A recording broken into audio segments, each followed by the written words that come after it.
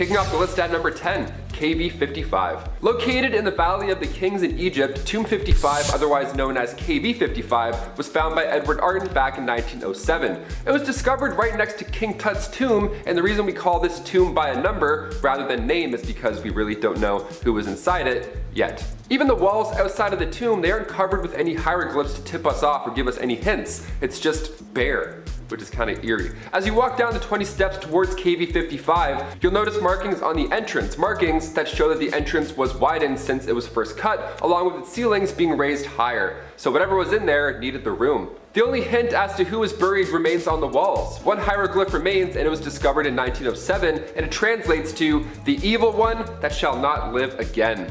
Even these massive stones were built in order to prevent anything from getting out. See, usually with these ancient tombs, it's the opposite. The description for who's inside the tomb had also been destroyed. So we have no idea who or what is in KV55. Number 9, King Teti.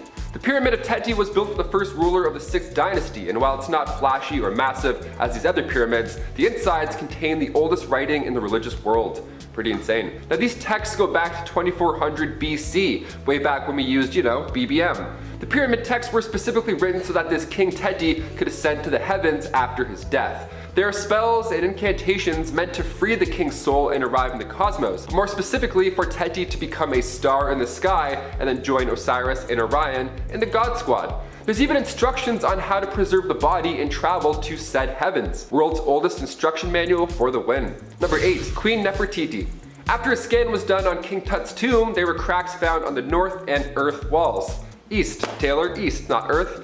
There were cracks found on the north and east side walls, so we believe that this is a secret passageway to Queen Nefertiti, the ruler during the 14th century BC, and also wife to King Tut. Queen Nefertiti's parents are also still unknown to this day, so that adds to it. And with ancient texts depicting that these kings and queens would leave Earth and then later return, perhaps they are both descendants of extraterrestrials.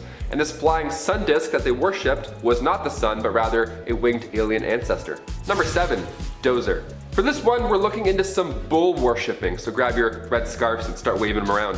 Just north of the step pyramid of the Pharaoh Dozer, archaeologist August Marionette discovered this site in 1851. The Serapeum is a temple dedicated to the Egyptian deity Serapis, a combination of Osiris and Apis in human form. Now, this was a large burial ground for the Apis bulls. They were basically these bulls that were said to be sacred, and after their death, they would become immortal. Remember that, that's important. Today at Saqqara, there's this massive vault. It's 382 yards long, and it's carved out of sandstone bedrock. It's massive, and along the sides of them are 24 chambers, each with sarcophagus carved out of a single chunk of granite.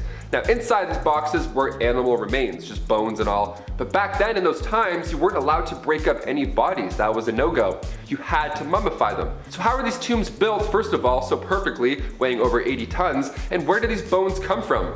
Perhaps these are the remains of the Apis bull. After all, that's the inspiration for the Minotaurs, so maybe alien ancestors looked a lot more jacked than we may think. Number 6, dung beetles. This one isn't exactly a pharaoh at all, but it's too good to leave out, especially if we're talking about aliens here. It's important.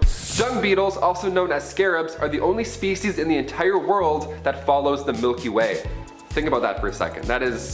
Let's talk about it. Some animals follow the sun. Turtles sprint to the ocean the second they're born to avoid getting plucked up by birds. Now these insects would follow the line of the Milky Way and then roll their towards it. Literally, their poop, they would roll it towards the skies, which is insane. Symbols of these beetles are seen all over, either in hieroglyphics or even in movies. Their presence is known. Near the sacred lake at the Temple of Karnak, there's a massive scarab monument. And there's even a legend still to this day behind said statue that if you walk around it 9 times, you would find health, wealth, and love. And you'd also probably be a little bit dizzy. The scarab is there to represent the god Khepri, which at the time Egyptians believed was the sun as well. Also known as the scarab-faced god, which terrifying when you imagine that. Are these bugs just trying to get home into space to their bug alien master? Why does he need so much poop? Whatever DIY project they're working on in the Milky Way probably doesn't smell too good. Number 5, Lord Nefertiru. For this next piece of evidence, we'll be directing our focus to the land down under. Australian aliens, baby, let's do it. In the Brisbane Water National Park, to be specific. Egyptian hieroglyphs educate us on our past. There's still so much we don't know, but it's fun to find UFO-looking objects within them. It's fun to speculate, as we are right now. But when Egyptian texts appear around the world in the middle of nowhere, those UFO hieroglyphs get a bit more concerning. Like the Gosford glyphs, for example. Discovered in the 1970s at Karyong, there's around 300 engravings spread over 2 sandstone walls. The hieroglyphs are strikingly similar to that of Egypt's. There's birds, even the markings of a scarab, which are those Milky Way poop pushers that I just talked about earlier. Egyptologist Raymond Johnson believes that this is the burial site of Egyptian royal family member Lord Nefertiru, who met his fate around 2600 BC, with some panels telling the story of 2 prince brothers who came from Egypt and subsequently became shipwrecked. But other panels get into the extraterrestrial goodness. Some of these Gosford glyphs have UFO shapes, with scarabs, birds, and sun symbols popping up as well. Maybe we did have alien aid when it came to laying these royal family members to rest. Number 4. Userkaf.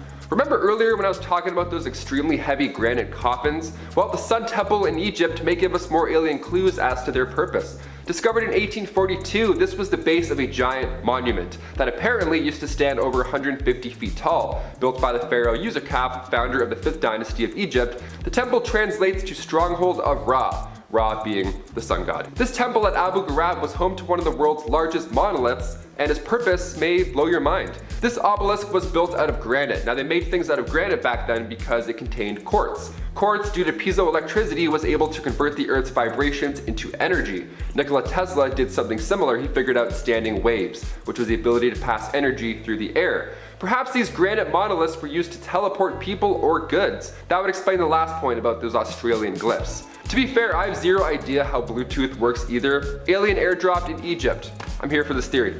Number 3.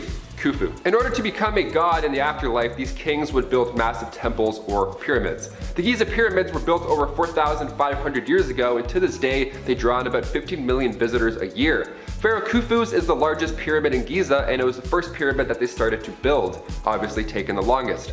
Reaching up to 147 meters high, it took 2.3 million rocks to create this landmark, and its alignment with Orion's belt gives it an extraterrestrial vibe. And with Tesla CEO Elon Musk tweeting aliens built the pyramids, obvi, we now have to ask, just how did thousands of workers achieve this? The placement of the pyramid is also unique as well. It's aligned perfectly with the cardinal directions, north, south, east, and west.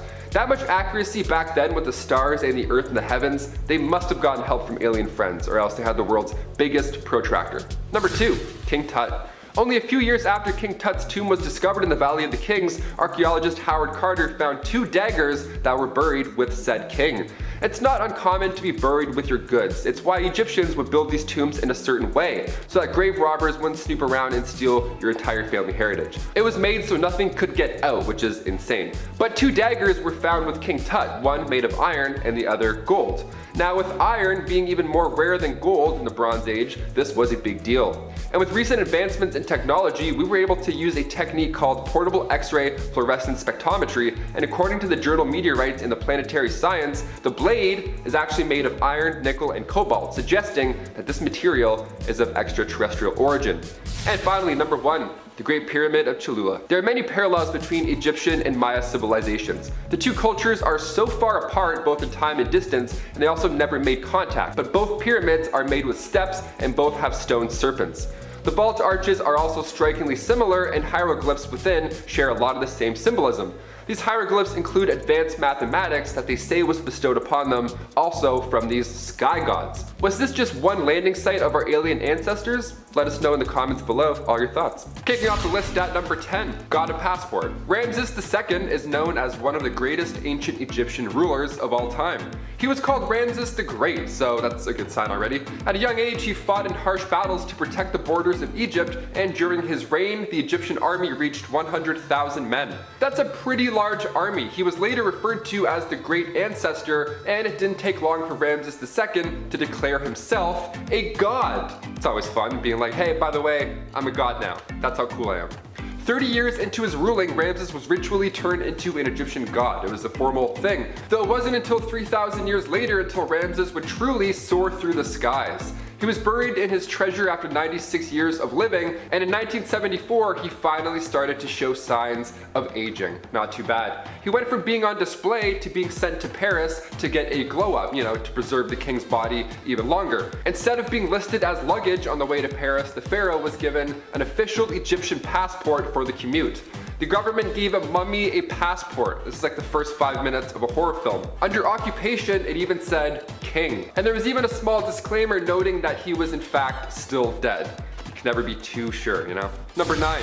Baboon tattoos. Ancient Egyptians worshipped animals. This is common knowledge now at this point. We've heard about their love towards cats, which I'll explain later on, but what about baboons? Yeah, they were pretty important pieces to this ancient puzzle as well. Some mummies were found with tattoos of baboons on their bodies. Now, one of the most strange things that pharaohs did back in ancient Egyptian days was train baboons to make arrests. Imagine stealing a pair for your family and then 4 baboons start doing parkour chasing you down. That's so alarming. I would just throw it and be like, please stop. You're so scary and strong. They trained baboons to pick fruit, they trained them to make beer, and they also trained them to entertain.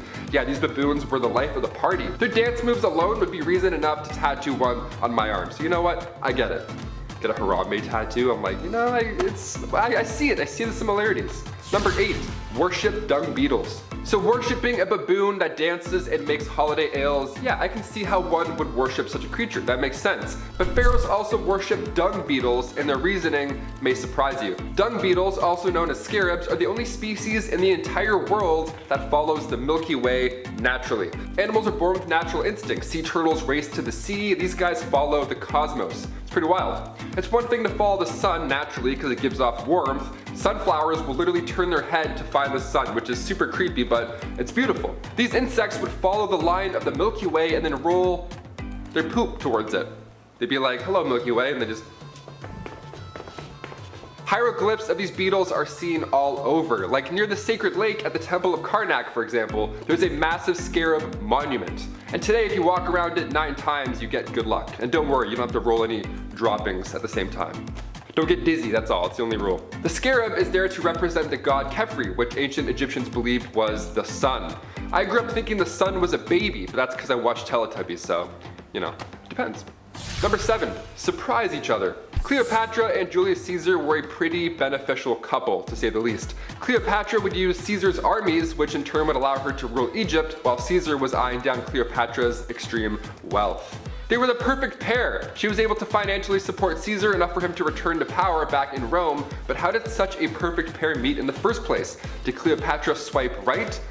No. Well, a then 52-year-old Julius Caesar visited the much younger Cleopatra, so she then sent a surprise gift to his chambers. She got her crew to roll her up in a carpet or bed sheets, it's not really confirmed, something along those lines, and then delivered her to his door completely nude. He unraveled a naked Cleopatra and he's like, okay, hello. That's pretty impressive. Cleopatra was down for fun surprises.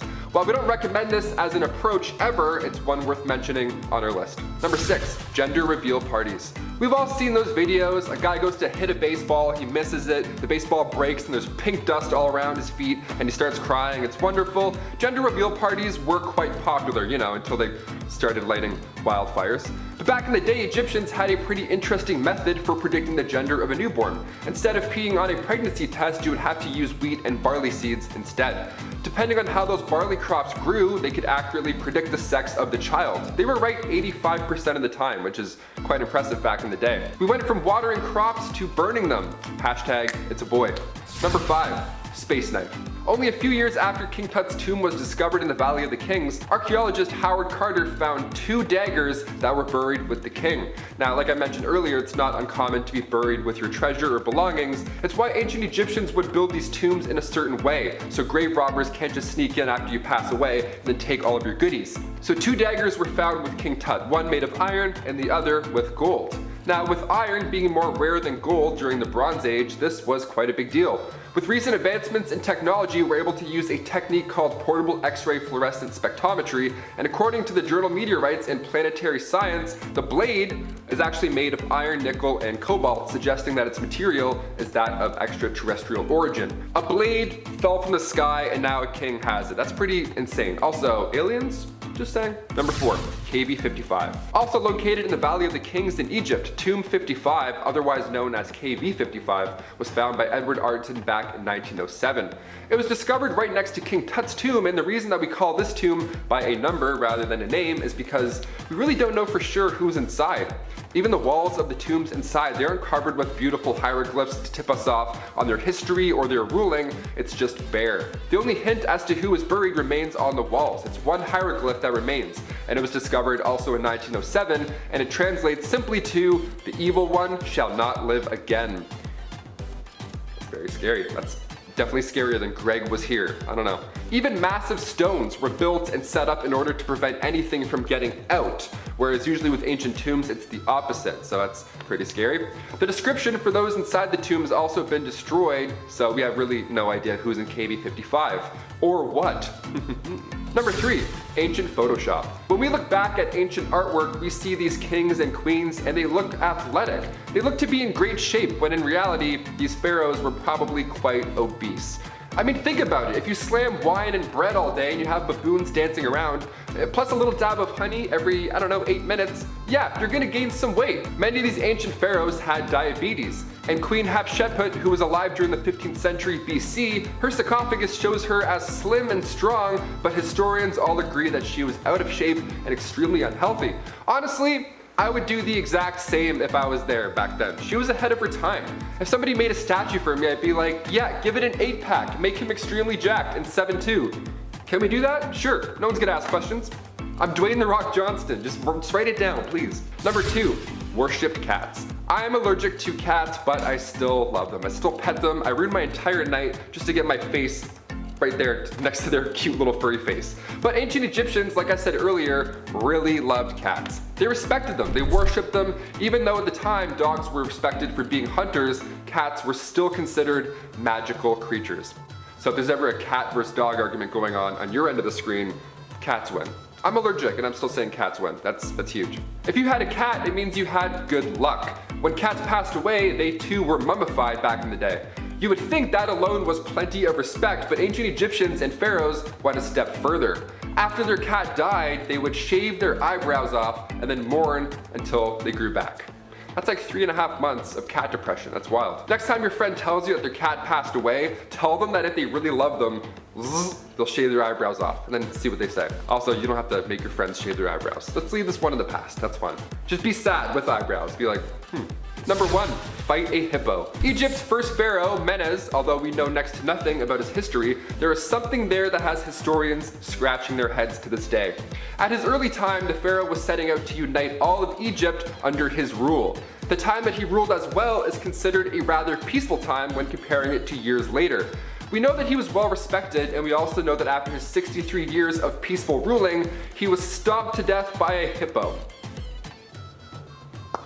That's horrible. It's a horrible way to go out. He was an elderly ruler at that time. He was surrounded by guards, and somehow a hippo got all the way to his chambers. A hippo, and then ended the pharaoh's life. Some suggest that the reason there's nothing written about this pharaoh's tragic, horrible demise is because it's possible that the hippo was his pet. This is why you don't try and tame a beast as a pet. Perhaps this was an early similar situation as the Siegfried and Roy tiger attack. Just stick to smaller magical cats. They're much safer. They won't stomp you to death. Oh my god, it's horrible. Number 10, Hathor. The goddess Hathor was originally created by her dad, Ra, as a destroyer of men. She was supposed to punish all those who were disobedient to him. But then Ra was like, nah, I don't really like that idea. He just kind of changed his mind and decided to make her the exact opposite. Instead, the goddess of love. But she kind of loved killing men, and even he couldn't stop her. So one night he gave her what was supposed to be a mug of ale, but actually made it like a special kind of blood, and she got so drunk off of it that she got too tired out to kill anymore and therefore became the goddess of love. Drunk in love, am I right? Her cult was centered in Dendera, where she was also seen as the goddess of fertility and childbirth. When the Greeks occupied Egypt, they compared her with the goddess Aphrodite. But unlike the voluptuous woman Aphrodite was depicted as, Hathor came in 3 forms, and I bet you can't guess which. She was depicted as either a woman with a cow's ears, wearing the headdress of a cow, or just a cow. Moo. Number 9, the beginning of the world. What an inventive way to imagine the beginning of things. I mean, the Big Bang is still pretty crazy too, but hey, here we go. Freaking love how much magic is in these stories, like I'm in, because that's all there was at the beginning of the universe according to the ancient Egyptians. Just swirling darkness, chaos, and magic. Heka, the god of magic, was the only thing that existed, waiting for the opportune moment to begin. Then a hill showed up called Ben Ben, and out of which the god Atum erupted from. He was lonely, so he mated with his own shadow to give birth to two children, Shu and Tefnut. Shu gave life, Tefnut gave order. They left their father to build the world, but they were gone so long he took out his eye and sent it to search for them. In the meantime, he just kind of sat there contemplating eternity all alone. He was really sad. This guy sounds like Zeus mixed with Eeyore. Anyways, his kids came back and he was so happy he wept tears of joy, and out of which were born men and women. They also brought his eye back, so that was nice. Number 8, light as a feather. So unlike a lot of religions we've heard of, there wasn't really a concept of hell in Egyptian mythology. It was either you were worthy of heading into the afterlife or you weren't. Mat was the goddess of harmony and supported the belief that if harmony was disrupted, it must be restored. Every ancient Egyptian myth in some form follows this format. But the most important role she played was in the afterlife. When the soul left the body, it would appear in the Hall of Truth in order to stand judgment before Osiris. The heart would be weighed on a golden scale against Mat's white feather. If the heart was heavier, it would be devoured by a monster and the soul would disappear. If it was lighter, then you could go live in eternal bliss. So instead of several layers of burning torment, souls in Egypt instead faced eternal darkness and unconsciousness. The idea of non-existence was more terrifying than being cut up by demons. Number 7, Osiris and Isis. Okay, so we aren't strangers to deities being a fan of incest. It was kind of like how they multiplied, and ancient Greeks were okay with it, kind of, but they kind of weren't. Anyways, the Egyptian gods were no exception. Isis and Osiris were two of the 4 children of the goddess of Nut. Isis and Osiris were married and actually really in love. They dug each other. When Osiris rose to the throne as the eldest sibling, his brother Set was pretty jealous. So he took the life of his own brother, cut him into little pieces, and scattered them all over Egypt. He really wanted to make sure the guy was dead. But then Isis wasn't someone you wanted to mess with. She had great magical powers capable of restoring life. She collected all of the pieces of her brother/husband and breathed life back into him. Osiris returned to life and they made all the love and then soon conceived a child named Horus. However, Osiris couldn't return to the land of the living, so he had to stay and rule over the underworld. So his son Horus was left to get revenge, and we'll get to that later. Number 6, Anubis. Now, I think in Western films that depict ancient Egypt, like The Mummy Returns, the god Anubis is often associated with the underworld. You know, that creepy half-man, half-jackal creature who appears to walk out of your nightmares? Like, he's so creepy. Well, he did used to run the underworld until Osiris took over, but he was actually the god of mummification and the afterlife. So, not wrong, but not the whole story. Anubis was the son of Nephthys and Set.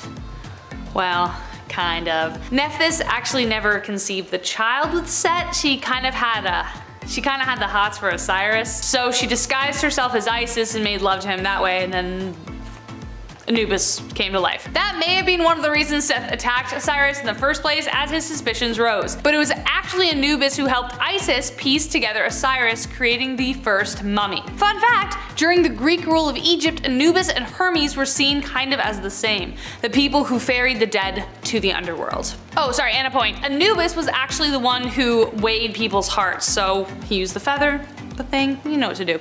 He was responsible for doing that. Number 5, Horus and Set. Speaking of Horus, earlier, remember how I said Horus had to take over defending his father? Well, here is where this story begins. When Horus grew up to be a man, he pulled a Hamlet. He was like, "You killed my father, prepare to die." Thus a series of battles ensued, and one of the gods didn't play fair. Set kept cheating at everything and continued to come out as victor. Not surprising, since he didn't earn his way on the throne, he killed for it, kind of like a certain Claudius. Eventually, Isis stepped out to help her son/nephew overcome her brother. She set a trap for Set, but after some pitiless begging for his own life, she let him go. Horus was pissed, so angry some of the other gods got upset that he was so angry. They agreed to compete in a final boat race, and Horus was like crushing it. He was doing really well, he was about to win, but then of course, Set cheated by turning into a hippopotamus and attacked the boat, therefore claiming victory once again. Osiris finally showed up and declared that no man should take the throne through murder. So Horus took the throne. Why Osiris didn't just settle the whole deal from the beginning is confusing in itself. But hey, kind of reminded me of the eagles that showed at the end of Lord of the Rings that could have saved like 3 movies, you know? Kind of like that. Anyways, let's move on. Number 4, Ra and his boat. Ra is one of the most revered gods in Egyptian mythology, especially since he was the god of the sun. He was depicted as a man with the head of a falcon. That kind of makes sense. He was once the greatest of all gods, but had to take a step back after he got too old and tired, and especially considering his task, I can see why. His job was to drive away darkness and sail across the skies, delivering light wherever he went. But at night, he would dive into the underworld and have to cross 12 gates. 12 hours, an hour per gate. After paying his respect to Osiris, every night, a giant snake named Apophis tried to attack and swallow the boat. Every night! Poor guy, no wonder he got worn out. Every day it got harder to defend, and even one night, Apophis succeeded, but could only hold the sunlight for so long. She threw it up, which explained solar eclipses. After Set was cast out after the whole nephew battle, he ended up serving Ra in his boat and kept the snake at bay, but there's something confusing coming later that I think you'll agree is very confusing, so here we go. Coming up next, we have Bast, number 3. Have you ever had a cat look you up and down and kind of like expect something, like worship? You know? Are you a cat person? Dog person? Let me know in the comments. Well, that's because cats were a big deal in Egyptian mythology. They even had their own goddess. Bastet was a cat goddess depicted as a woman with a cat's head. Cats had a meaningful role in ancient Egypt as they protected their food from rats and snakes. They were even seen as family members, and to harm one was punishable by death. Legend says that sometimes cats would enter burning buildings to save their families. If they died, the goddess would bring them back to life, hence the idea of cats having 9 lives. There it is. Now here's where things get confusing. You know that story I told about Ra? Well, apparently Bastet was in the boat with him as well. During the day she would ride with him, and at night she would turn into a cat and then defend the boat from Apophis the snake. But I thought that was Set. So many conflicting things. I saw like a couple different stories who said each thing was different, so who knows. Number 2, Jeb and Nut. Yet another sibling partnership. We have Jeb and Nut. They fell deeply in love and could never be separated. They were that couple who would like constantly be like, oh my god, stop, right next to each other at dinner, you know what I mean? Jeb was the god of the earth and Nut was the god of the sky. A previously mentioned god, Atum, found their union inappropriate, so he pushed Nut into the sky far away from Jeb. He just didn't like being a third wheel. Jeb and Nut were close enough to see each other, but could never hold each other again. And she gave birth to Osiris, Isis, Set, and Nephthys. Some say Horus too, but I don't think that's true. Number 1, the treasure thief. Okay, I don't know how I feel about this story, okay? This doesn't really feel like harmony is in balance, but anyways.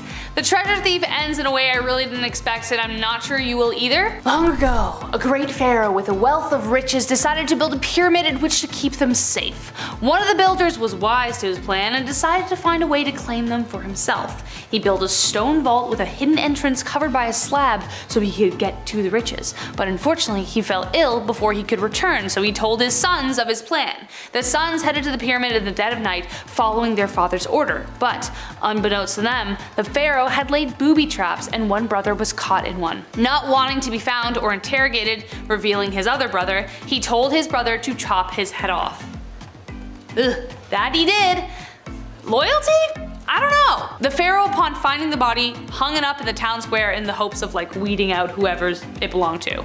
But the other brother, being so clever, got the guards drunk and stole back his brother's body in the dead of night. The pharaoh was like, I'm not even mad, I'm just impressed. He gave the thief a pardon, summoned him to the square, and gave his daughter to marry him. Yeah, dude, you tried to steal my jewels? Don't worry about it. Have my daughter, because you're so talented at your job. Great work. Number 10, Overshadowed and the Beard. Hatshepsut for a long while was content to play the supporting role among Egypt's royals. But when she decided she wasn't anymore, things took a turn. She was the daughter of Thutmose I and wife/sister to her half-brother Thutmose II. I know, don't worry, I'll address it later in the video, stay tuned. When he died in 1479 BC and left their son as heir, she took on the role as regent to Thutmose III. But she basically just acted as the rightful ruler. As the young king came of age finally, she declared herself Pharaoh. The strangest part was that she chose to portray herself in pictures as a man with a male body and a false beard. She said that the god Amun was her father and insisted that he commanded her to take charge of Egypt. Who's gonna argue with a god, right? But no one could quite explain the issue with the beard. Nevertheless, during her reign, it was a time of peace and prosperity for Egypt. Number 9. Sesostris. Sesostris was one of the greatest military commanders in Egyptian history, who was celebrated for the extent of his conquests. He stretched the kingdom further than anyone before him, but he was not without his quirks. According to accounts by Herodotus, Sesostris left pillars on every battlefield. Along with the usual bragging and boasting of how he won, he would carve into them images of genitalia, like people do on the bathroom stalls, you know? If he thought that his enemy fought valiantly, he carved a. If he thought they didn't put much of a fight, he would carve a. Great. Yeah, that just goes to show what he thought about things. The latter was a sign of disrespect for his subdued enemies, while the other was a sign of honor, like, hey man, you stuck it to me. Apparently, some even stood the test of time, lasting over 1500 years and seen firsthand by Herodotus himself. For those of you who don't know, for reference, Herodotus is considered as the father of historians, one of the very first to take up the task. Number 8. Ceremonial seating. The whole idea behind the pharaohs was that they were direct descendants from the gods themselves.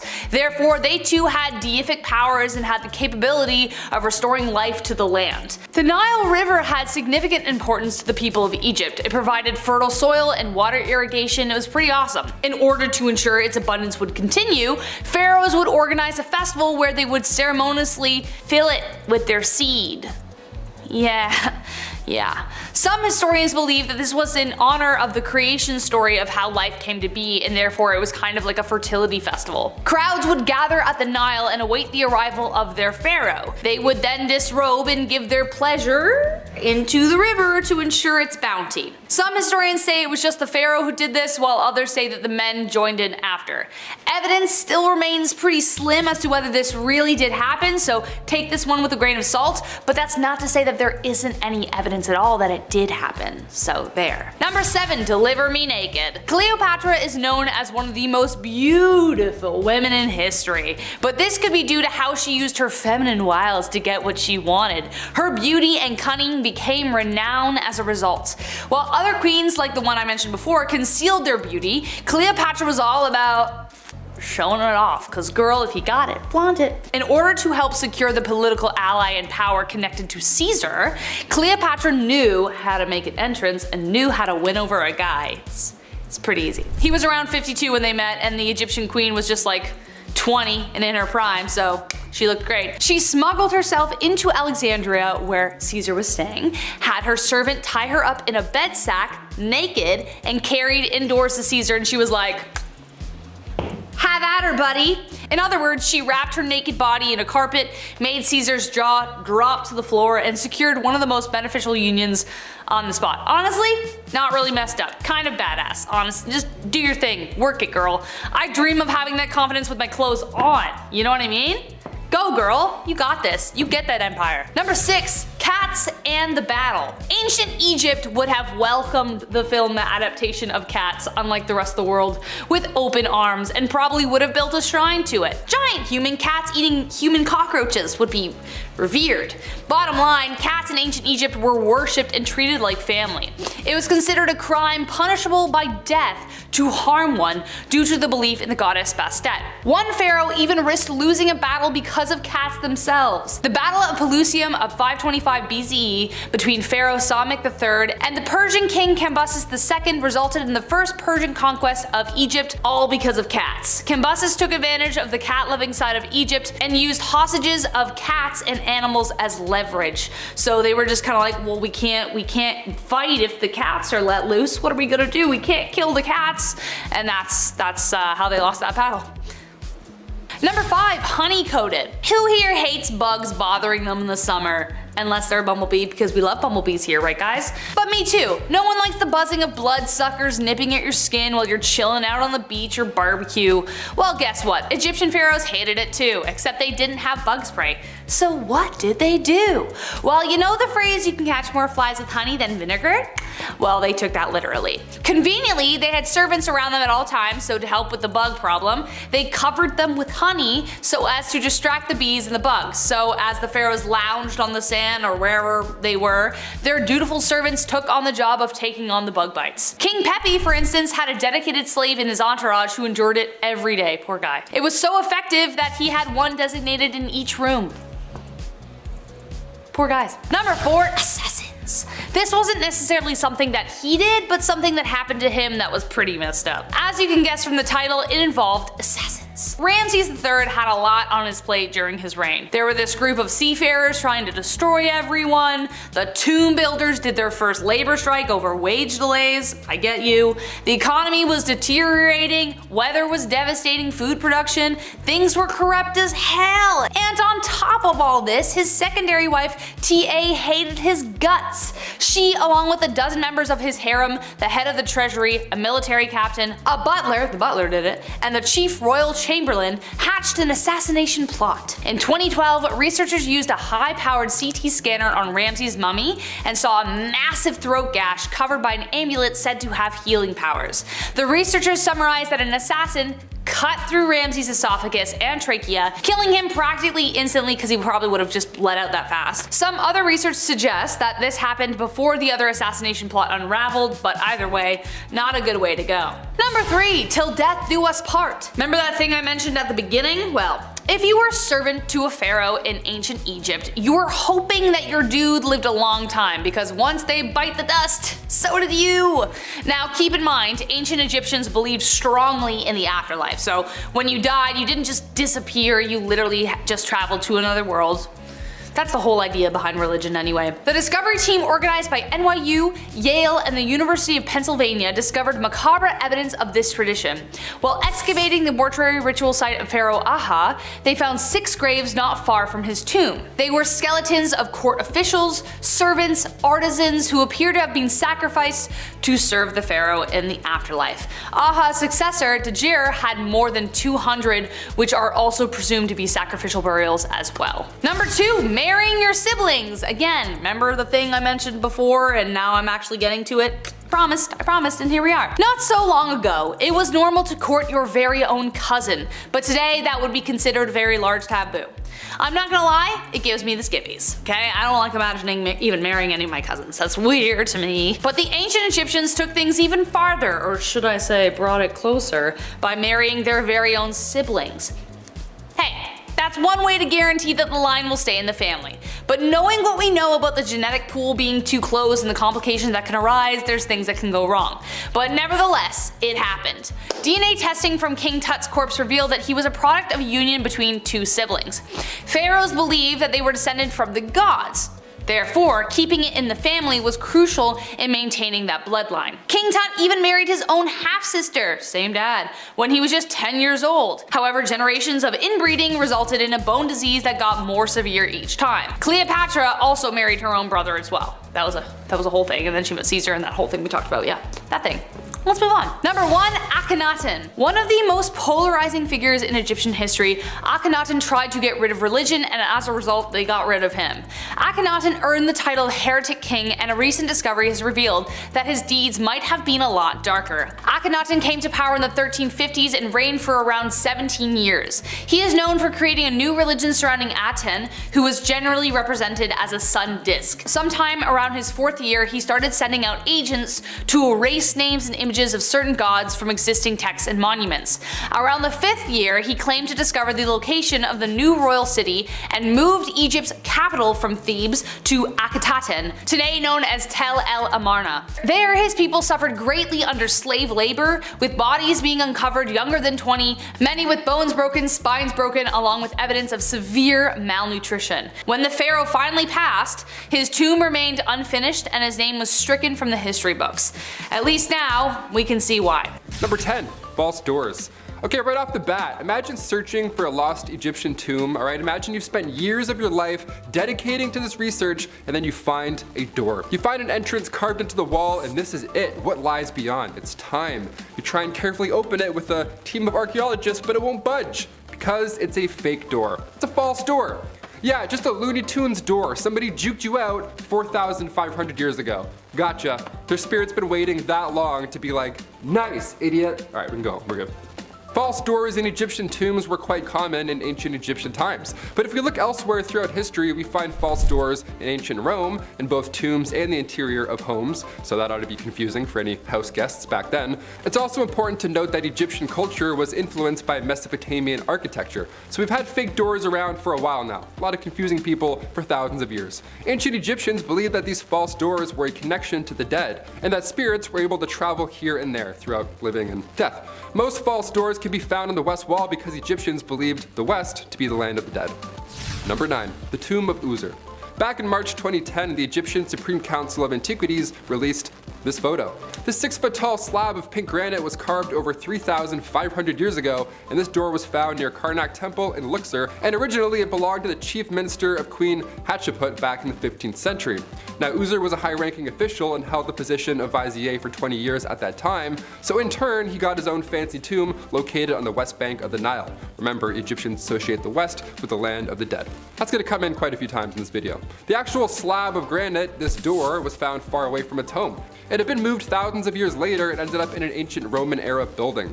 Never thought I'd have to say this, but don't steal doors from the dead. Got it? Okay, let's move on. Number 8. Alexandria Black Tomb. What if we found a tomb and then just opened it, you know? What if we found a mysterious black granite tomb in Alexandria, say back in 2018? Do you think it would be wise to just open it because we're curious?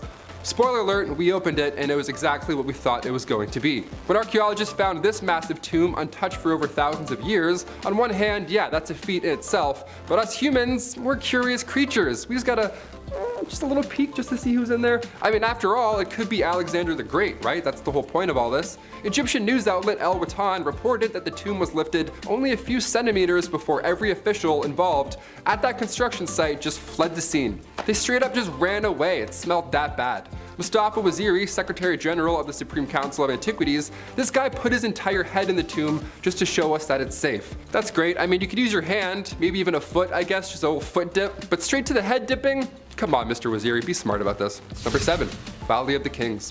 While March 2020 wasn't the best month of all time by any means, Egyptian officials did locate a secret vault hiding in the sands of the Valley of the Kings in Egypt. Just off the west bank of the Nile, the Valley of the Kings, as its name hints towards, is a pretty historical part of Egypt's past. Again, do we want to open this vault? Probably not, but did we? Yes. Bones and goo and history. What do you know? Surprise, surprise. Number 6, 2020 tombs. Summer 2020, nice. While most of us was stuck inside watching Netflix, more than 100 sealed coffins were found. And yes, they were occupied for the most part. Found, of course, in Saqqara, Egypt, Egyptian archaeologists have never been more excited. Maybe we'll find the body of Cleopatra. Wouldn't that just be dandy? The fact that we found over 100 of these still in great shape is mind-blowing. Grave robbers have been around since ancient Egyptian days, and for all of these to be untouched for this long is honestly unbelievable. These findings date back to 712 BC, which was a period where Egypt was controlled by foreign civilizations. That's what makes this so insane. Like Persians and Greeks, they were all around at this time. The idea that we're finding mummies is great and all, but again, do we need to open all of them up? Maybe there's treasure, maybe there's bodies. Either way, it's not yours.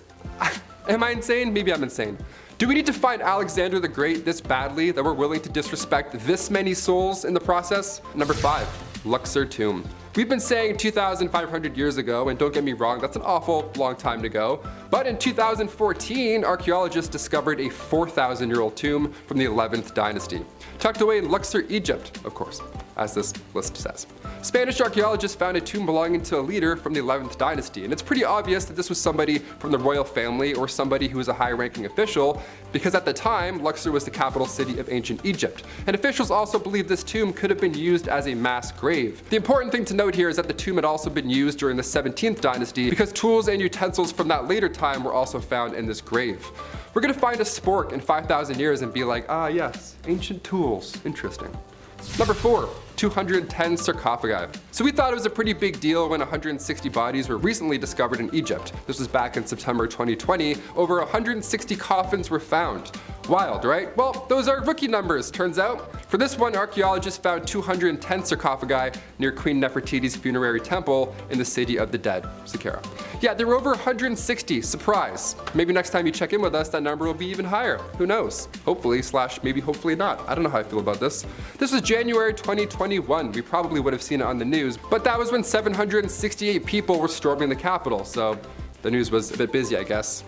Thanks. These sealed coffins were untouched for thousands of years. They went from finding 160 to finding 210. That's incredible. According to the ministry, the sarcophagi were completely closed and haven't been opened since they were buried at all.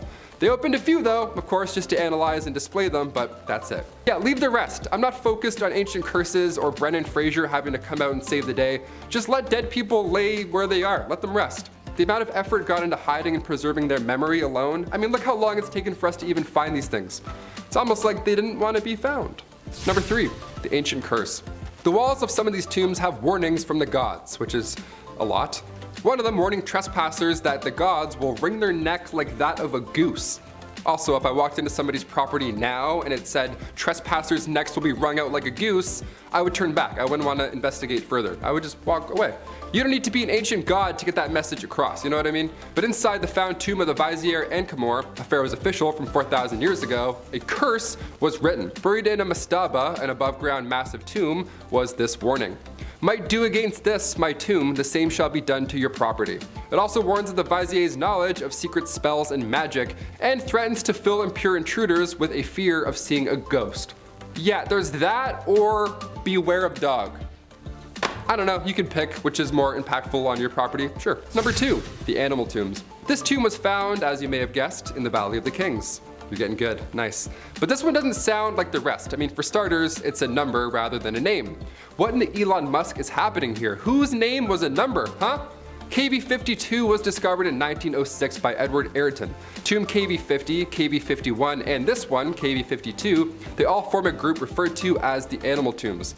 Underneath 6 feet of debris, the entrance to these vaults were found, so when we enter this tomb, specifically KV52, that's been untouched, ideally for thousands of years, we can look forward to finding anything. In fact, whatever we do find, it's a win. It helps complete this age-long puzzle. So when officials opened KV52 and it was completely empty, well, that doesn't feel too nice. Something here is wrong. It was empty except for 2 boxes. Both were black and undecorated, which is odd considering what we've learned on this list. The larger of the 2 contained the remains of a monkey, and the smaller one was a canopic chest that had 4 compartments in it. Hauntingly bare compared to what else we've seen on this list, but it gets a little better. We're not done yet. Finally, number 1, Queen Nefertiti's hidden chamber. When researchers are 90% sure about something, that's a pretty good sign. You only say you're 90% sure of something when you know for sure. You leave 10% in case anything else goes wrong out of your control, right? 90%, that's confident, we got this. So when Egyptian authorities said they're 90% sure there's a hidden chamber in King Tut's tomb, well, we got a little jazzed. Got some jazz hands going on. Not gold, jazz hands. Back in 2015, a paper was published on the burial of Queen Nefertiti. Archaeologist Nicholas Reeves argued that while conducting scans on the ancient site, Reeves found what resembled traces of doors beneath the plaster.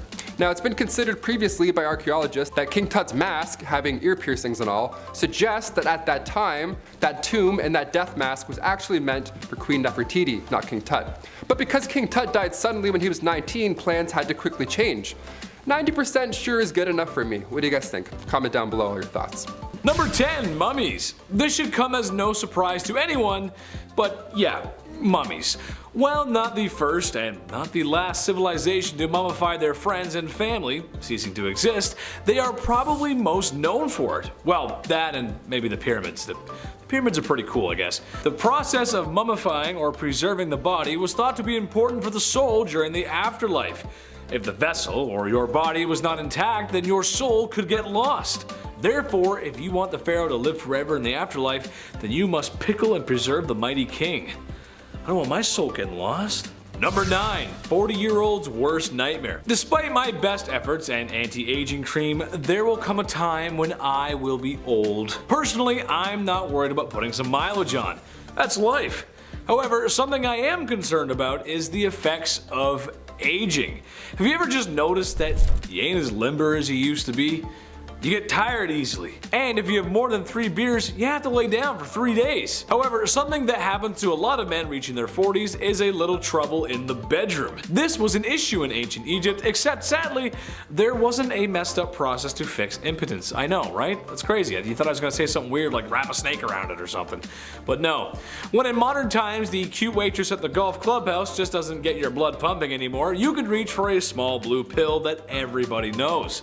Egyptians did not possess such luxuries and instead prayed for the Pishadil to work. Dear Desert Jeebus, please make my wiener work again. Thank you. Number 8. Ahead of their time. Ancient Egyptians just may have been ahead of their time and didn't know it. The Egyptians had tons of different herbs, plants, and methods for treating all kinds of ailments. Their alchemy skill was maxed out. I never did that. However, one method they came up with may have been helping more than they thought. A porridge mixture that was boiled down that contained tetracycline, which, just in case you didn't know, is known as an antibiotic. This would have been very helpful for the time, as a scrape on the knee could be the difference between living and, well, not living. While this was being used, it's unsure if the Egyptians really knew why this method worked. We doubt they understood the finite details of antibiotics, and I'm not gonna stand here and pretend that I do either, because I don't. Number 7. Tales from the Crypt Keeper. You didn't think I was gonna talk about mummies and not talk about how they make them, right? Hold on to your spittoons, this is gonna be a rough one. Okay, so we all know that when we pass on, our bodies begin to decay and break down. The Egyptians knew this, so they would have to be one step ahead if they were to have the king pickled in time for the afterlife. Well, first things first, the brains? They gotta go.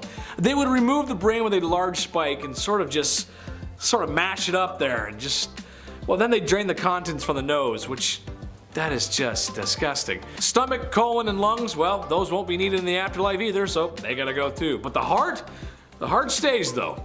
That's where the soul is. The king was then dried out with mounds of alkaline salt in the world's best beef jerky impression. Afterwards, oils were rubbed into the skin and eventually a resin was applied to aid in the linen wrap sticking to the body, making for that distinct Tupperware brand airtight seal. The pickled king was wrapped numerous more times just to be safe, and then, if he was OG enough, placed into a sarcophagus, and if you're really cool, you'll get your own room full of gold and treasures, and your pet Whiskers, which is a cat, and be mummified because, well, you need him in the afterlife too. That is one heck of an undertaking process. And to be fair, it kinda worked, because there have been a few mummies recovered from Egypt, and they're in amazing condition, considering the age, of course. Number 6, a little off the top. Okay, without the comment section oversharing here, some people have had circumcisions and some haven't. It's a part of life, okay? That's how it goes. Debatable to some, but it happens. This was a common practice in ancient Egypt, claimed to be for hygiene reasons. However, there's something a little bit different about their process. See, today it happens when you're a baby. A strange man comes in the room, and he cuts what he has to cut. L'chaim, it's done. There it is. That's it. It's over. Egyptians waited a little longer, however, closer to the age of 12 or 13. Can you imagine just chilling in the field one day, and then some strange dude grabs you and slaps you down on the table and makes a withdrawal from you to meat and veg? I talked to the chief today, and he just said that's not it. Don't do that. Number 5, bloodletting. The practice of bloodletting was common all over the world, but it may have gotten its start in ancient Egypt. It's a quite simple procedure, really. Black bile out of whack? Lose some blood. Can't stop coughing and sneezing? Drain some blood. Been possessed by demons and now they curse and haunt you as they run up and down your bloodstream? Drain some blood. The question is, however, was this really helping? The short answer, no. No, it wasn't. Besides feeling lightheaded and going pale, this didn't really achieve much, since the days of old were filled with all kinds of other ailments that would easily end someone's life before the spooky demons running up and down someone's bloodstream ever would. I don't feel good. Oh, we better bleed Grandpa again. I don't know, like what? Number 4, plastic surgery. Hey, there's nothing wrong with a little cosmetic surgery. I for one feel that if it'll make you feel better, go for it. Feel better about yourself. Do it. I don't think there's any shame in that. It's been around for a long time, so long that ancient Egyptians might have come up with the first nose jobs. Obviously not like the ones today, but they were knowledgeable in surgeries. After all, you open the chest cavity of a dozen kings and you jot some stuff down on some papyrus, you learn a thing or two. More interesting than shaving down your own beak, however, was their implementation of the prosthesis limbs. Yes, all the way back then, one mummy was actually found with a fake toe. When tested in the modern day with period-accurate sandals, it proved to work quite well and moved more efficiently than first thought. Again, for the time, this was pretty advanced. Number 3. The Ode of the Nile. Imagine people working all day in the blistering sands of Egypt, where the sun beams down on you like, well, the sun in the desert, lifting massive rocks and carving them to shape. I don't know about you guys, but I would be sweating. And that also means I wouldn't be smelling too fresh, resembling that of a high school locker room. Yuck. Well, the Egyptians knew this was an issue, so they came up with what was probably the first underarm deodorant, using nice herbs and other items that had pleasant aromas, and stuck them where the odor was coming from. In ya bits. I just know that after a long day of hard labor in the sun, I would need more than cinnamon sticks and lavender to tame the odor of my sweaty lumberjack armpits. That's just how it goes. Number 2. The Egyptian Brazilian. The 70s have come and gone, and a popular trend today is to be hairless. Everywhere. Even in places where you didn't think it was possible to grow hair when you were younger. Egyptians took it upon themselves to remove all their hair. Well, at least most of it. Not because the Nile River had nice beaches, but because of lice. Oh, yuck. While not an exact cure for the itchy bugs that plague schools across America, it did seem to help. And if you've ever had lice before, you know how bad that sucks. I had them once. It was the worst. Cut my hair, shape my head. Lots of baths. It's no fun, man. Too cute for that. I don't want that. Number 1. Wario breath. Wow. Okay. It makes sense that Egyptians would come up with breath mints and mouthwash. They fed their laborers diets of foods that contained a lot of onions and garlic. Sure, I'm just like everyone else who cooks. And when the recipe asks for 1 onion, maybe I put in 2. When it asks for 2 cloves of garlic, maybe I put in 4. You gotta love that flavor. It was thought that they help fight off disease, and they were kinda right. However, after eating all that flavor, your breath would be something rancid. So herbs and mints were used to help quell the breath that could peel the paint off of walls. Thank God. Kicking off the list at number 10, Ramses II.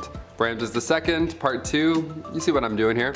He's considered one of the greatest, if not the greatest pharaoh of the 19th dynasty. Ramses II is still considered the ruler of rulers. It's not a bad title, not bad at all. In year 30 of his reign, Ramses II was ritually transformed into an Egyptian god. Not bad. I'm turning 30 in a few years. I hope someone turns me into a god. Or gets me like a bike. One of the two, I'll take both. So it was only fair if the spoiled pharaoh erected a bunch of statues of himself. Yeah, big selfies. Ramses put up more selfies than any other pharaoh in history. Most famous of them, the temples of Abu Simbel. There lies a monument dedicated to the late Queen Nefertiti and the Ramesseum. We kicked off a part 1 with Ramses signing the first ever peace treaty, so for part 2 we had to show some of the glamour side of him, you know? Number 9, over 100 children. Who is this guy, Nick Cannon? Ramses II is the father to over 100 children. With that, of course, came the 200 wives, otherwise ow and how, if it was just one person. Ow and how, you know? It's guesstimated that Ramses had 96 sons and 60 daughters. Of all those children, Ramses outlived a lot of them. It's almost like living as a king helped, perhaps, maybe, I don't know. Maybe you ate better. Maybe, just a hint. Just an idea. Eventually, Ramses was succeeded by his 13th son with his favorite queen, Queen Nefertari, giving her the fanciest tomb in the Valley of the Queens. Nefertari's tomb contains paintings that some consider are the greatest works of ancient Egyptian art. Not bad, I had like baseball wallpaper on mine growing up. Tomb QV66, he spoiled his lady, look at this. We gotta love him. Her tomb is 520 square meters covered in beautiful art, but in 1904 when Nefertari's tomb was rediscovered, all that was found was her mummified knees. Yeah, all that was left was her kneecaps. Who does this? Raiders had stolen all the treasure prior, sometime in the many moons she had been lying there, and they even took her body and left her knees. Like, what? Monsters. They're like, yeah, grab the treasure, leave the patellas, let's do it. Number 8, ready to strike. Pharaohs may have looked beautiful living and after death, but they meant business, okay? They were protective of their land, their family, their many lovers and children. The symbol often worn by pharaohs were symbols of power, a Nemes crown. This crown was a striped headcloth and the back of their head was covered with an aureus symbol, aka an upside down cobra. The cobra symbol represents that the pharaoh is always ready and willing to attack their enemies. Attack them with venom. It's a pretty cool symbol. Mine just says DC Etnies shoes. I'm like, I don't This says fight me, if anything. DC skate shop on my back. I'm like, yeah, you can just attack me, that's cool. Number 7, King Teddy. The Pyramid of Teddy was built for the first ruler of the 6th dynasty. While it's not as flashy or massive as other pyramids, inside it contains the oldest writing ever, in the religious world that is. Inside it contains the pyramid texts, these legendary texts. They go all the way back to 2400 BC. The pyramid texts were specifically written so that this king, King Teddy, could ascend to the heavens after his death. This isn't bizarre behavior by any means, but King Teddy, he was specific. He wanted to be a star, like a literal star. There are spells and incantations that are in this tomb meant to free the king's soul as he arrives in the cosmos. More specifically for Teddy to become a star in the sky and join Osiris and Orion in the #God Squad. There's even instructions on how to preserve the body and travel to these heavens. It's one thing to be buried with your gold, then you can live another life, but to become a star, I need to expand my dreams. My gosh, King Teddy was onto something here. When I go, in my will, I'm gonna be like, can I become a star? Is that possible? Can I just throw me up into the heavens? Can I do that? Or bury me, that's cool. Bury me in Ajax, that works. Number 6, Yozer. For this one, we're looking into some bull worshipping. So if you're a fan of bulls, here, this one's perfect for you, weirdly enough. Just north of the step pyramid of Pharaoh Dozier, archaeologist Auguste Mariette discovered this site in 1851. The Serapeum. It's a temple dedicated to the Egyptian deity Serapis, and it's a combination of Osiris and Apis in human form. This was a large burial ground for the Apis bulls, these bulls that were said to be sacred, of course, and after their death, they would become immortal. Immortal bulls, that sounds badass. And also terrifying, that's very scary. Don't wear red around these guys. Today at Saqqara, there's a massive vault. It's 382 yards long, and it's carved out of sandstone bedrock. It's huge, and along the sides, there's 24 chambers, each with a sarcophagus carved out of a single chunk of granite. Just impossible craftsmanship all around. Especially at these times, like, oh my god, my wrists are tired just typing about this, let alone doing this. Inside these boxes were animal remains, bones and all that jazz, but back in those times, you weren't allowed to break up any bodies. You had to mummify them, right? Hence part 1 and where we are now. How are these tombs built so perfectly, weighing over 80 tons? And also, where do these bones come from? I have so many questions. Maybe on part 3 we'll answer them. Number 5, we love cats. I'm allergic to cats, but I still go for it. I still pet them. I risk everything just to, yes, I don't care. I ruined my entire weekend just to get my face all up in their whiskers. Nobody did it like ancient Egyptians. You've probably heard this at one point or another. They worshipped cats. They were like, you know, the legendary cats. That was their thing. I'm more of a golden retriever guy, but I get it, they're cute. They respected them, they worshipped them. Even though at the time, dogs were respected for being hunters, cats were still considered magical creatures. It's because they just stare at shit randomly. Mid-conversation, a cat will just be like, no, they're not magical, they're terrifying. They're on something. If you had a cat, you had good luck, apparently. A friend of mine has 2 fat cats. He has some pretty good luck, I think. If they're fat, they're good? When a cat passed away back in ancient Egyptian times, they too were mummified. You would think that alone was just plenty of respect, but ancient Egyptians and pharaohs, they would obviously go a step further. Hence this fun list. After their cat died, they would shave their eyebrows off and would mourn them until they grew back. That's like 3.5 months of cat depression. That's wild. I got over my childhood animal in like 6 business days. It's not a bad thing, it's just that's a long time, you know? Next time your friend tells you their cat passed away, tell them if they really love them, they would shave their eyebrows. Test them. Number 4, ancient Photoshop. When we look back at ancient artwork, we see these kings and queens, well, all the pharaohs were considered kings, but it was equal at the time. And they all look athletic. They all look like these warriors, right? They look to be in great shape. When in reality, a lot of these pharaohs were probably pretty overweight or unhealthy. I mean, think about it. If you slam wine and bread all day, plus a little dab of honey every 8 minutes, you're gonna gain some weight. Yeah, that's how it goes. Many of these ancient pharaohs did have diabetes, and Queen Hatshepsut, who was alive during the 15th century BC, her sarcophagus shows her as slim and strong and all that jazz, but almost all historians agree that she was out of shape and quite unhealthy. Honestly, fair, I would do the exact same thing. She was ahead of her time. If somebody was like, hey, I'm gonna make a statue for you, what should I make it look like? I'm like, yeah, give him an 8-pack, make him jacked, I don't know. Make him look like Michael Jordan, I don't know. Number 3, gender reveal parties. Okay, we've seen all these videos online. A guy goes to swing and hit a baseball, he misses, it hits the ground. There's a big pink cloud of smoke, everyone's like, oh my god. Gender reveal parties, right? They're pretty popular. Turns out they're popular back in ancient Egyptian days, but nobody did it like them. Also, nobody started any wildfires back then when any ancient Egyptians did it, so that's nice. We should go take a note from them.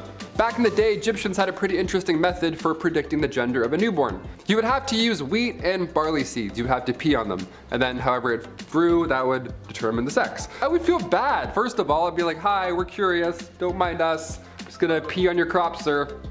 Let us know how it grows. We're aiming towards a boy this time.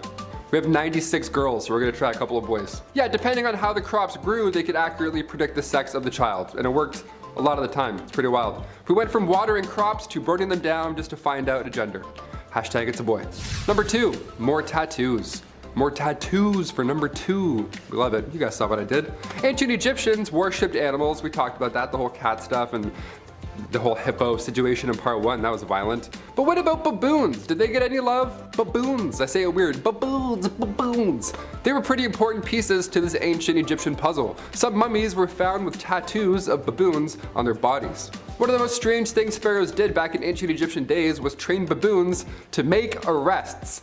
Yep, stop resisting, you're going to jail. Me and 7 baboons, let's carry them into the car, bam. Imagine stealing food for your family just to try and get by, and 4 baboons pop out, start doing parkour, and then arrest you in front of everyone. That'd be so embarrassing and also alarming. They trained baboons to pick fruit, make beer, and even entertain. Yeah, these baboons were the life of the party, apparently. If their dance moves alone would be reason enough to get a tattoo on one of my arms, honestly. Going all crazy, throwing their own at people, I'd be like, yeah, right here, or here, I don't care. And finally, number 1, the afterlife. One of the most fascinating parts about these ancient Egyptian pharaohs is that they would pass away literally covered in gold, head to toe. It's nice to know that this long ago, some of these kings and queens still rest untouched by grave robbers or explorers. The afterlife for these pharaohs was important.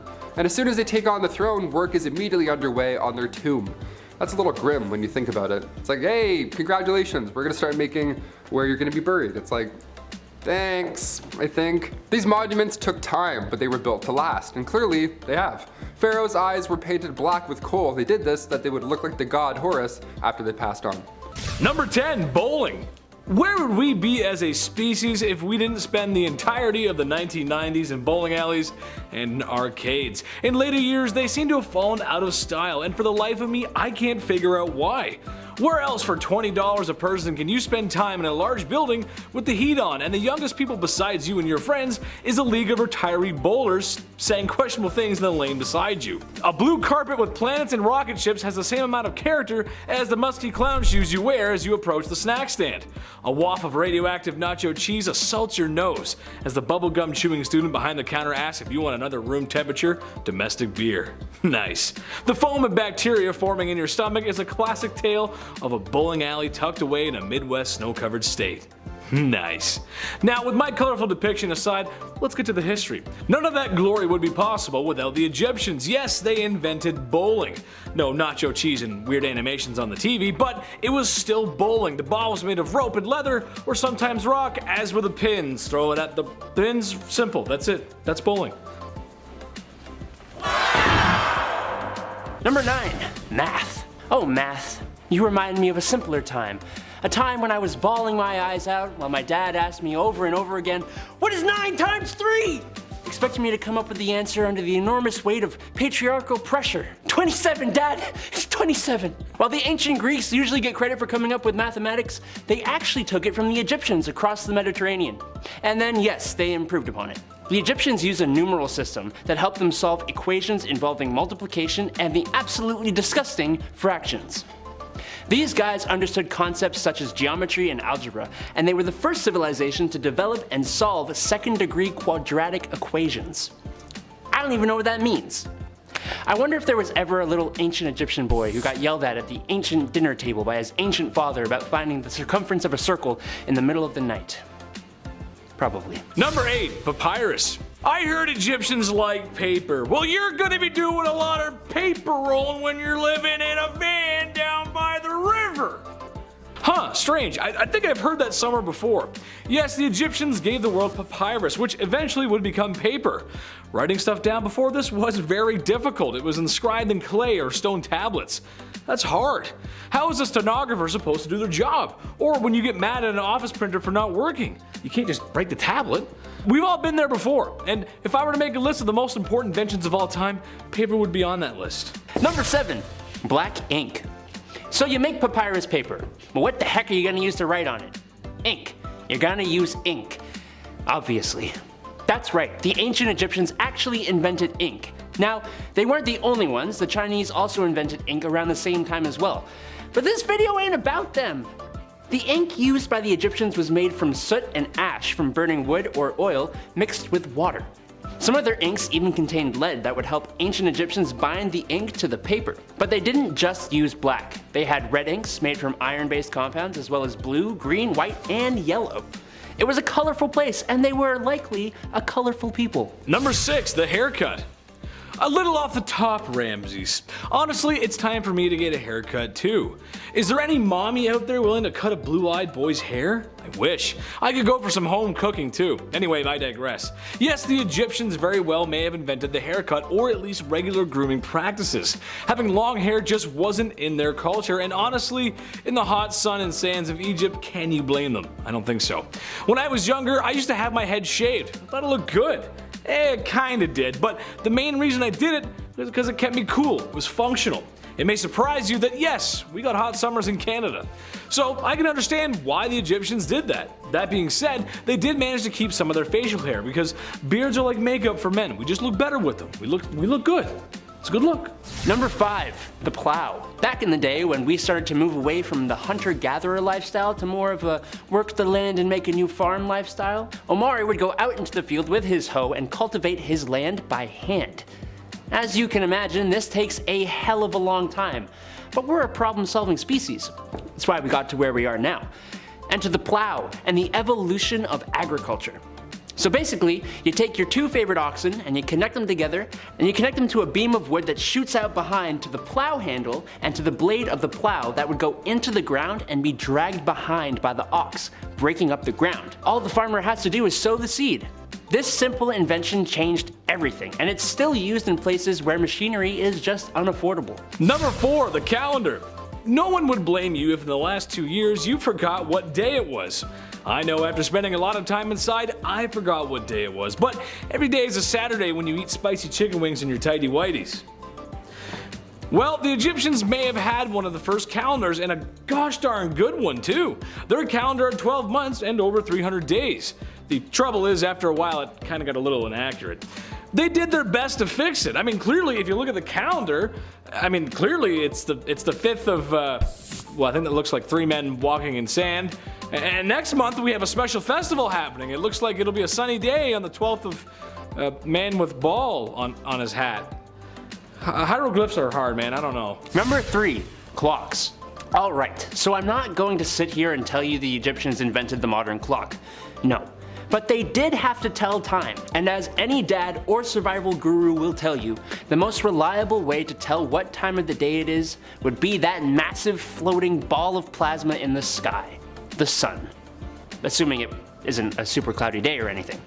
The obelisks we see in Egypt were not just fancy deco pieces. They were actually sun clocks, used to see how the sun would cast shadows throughout different times of the day.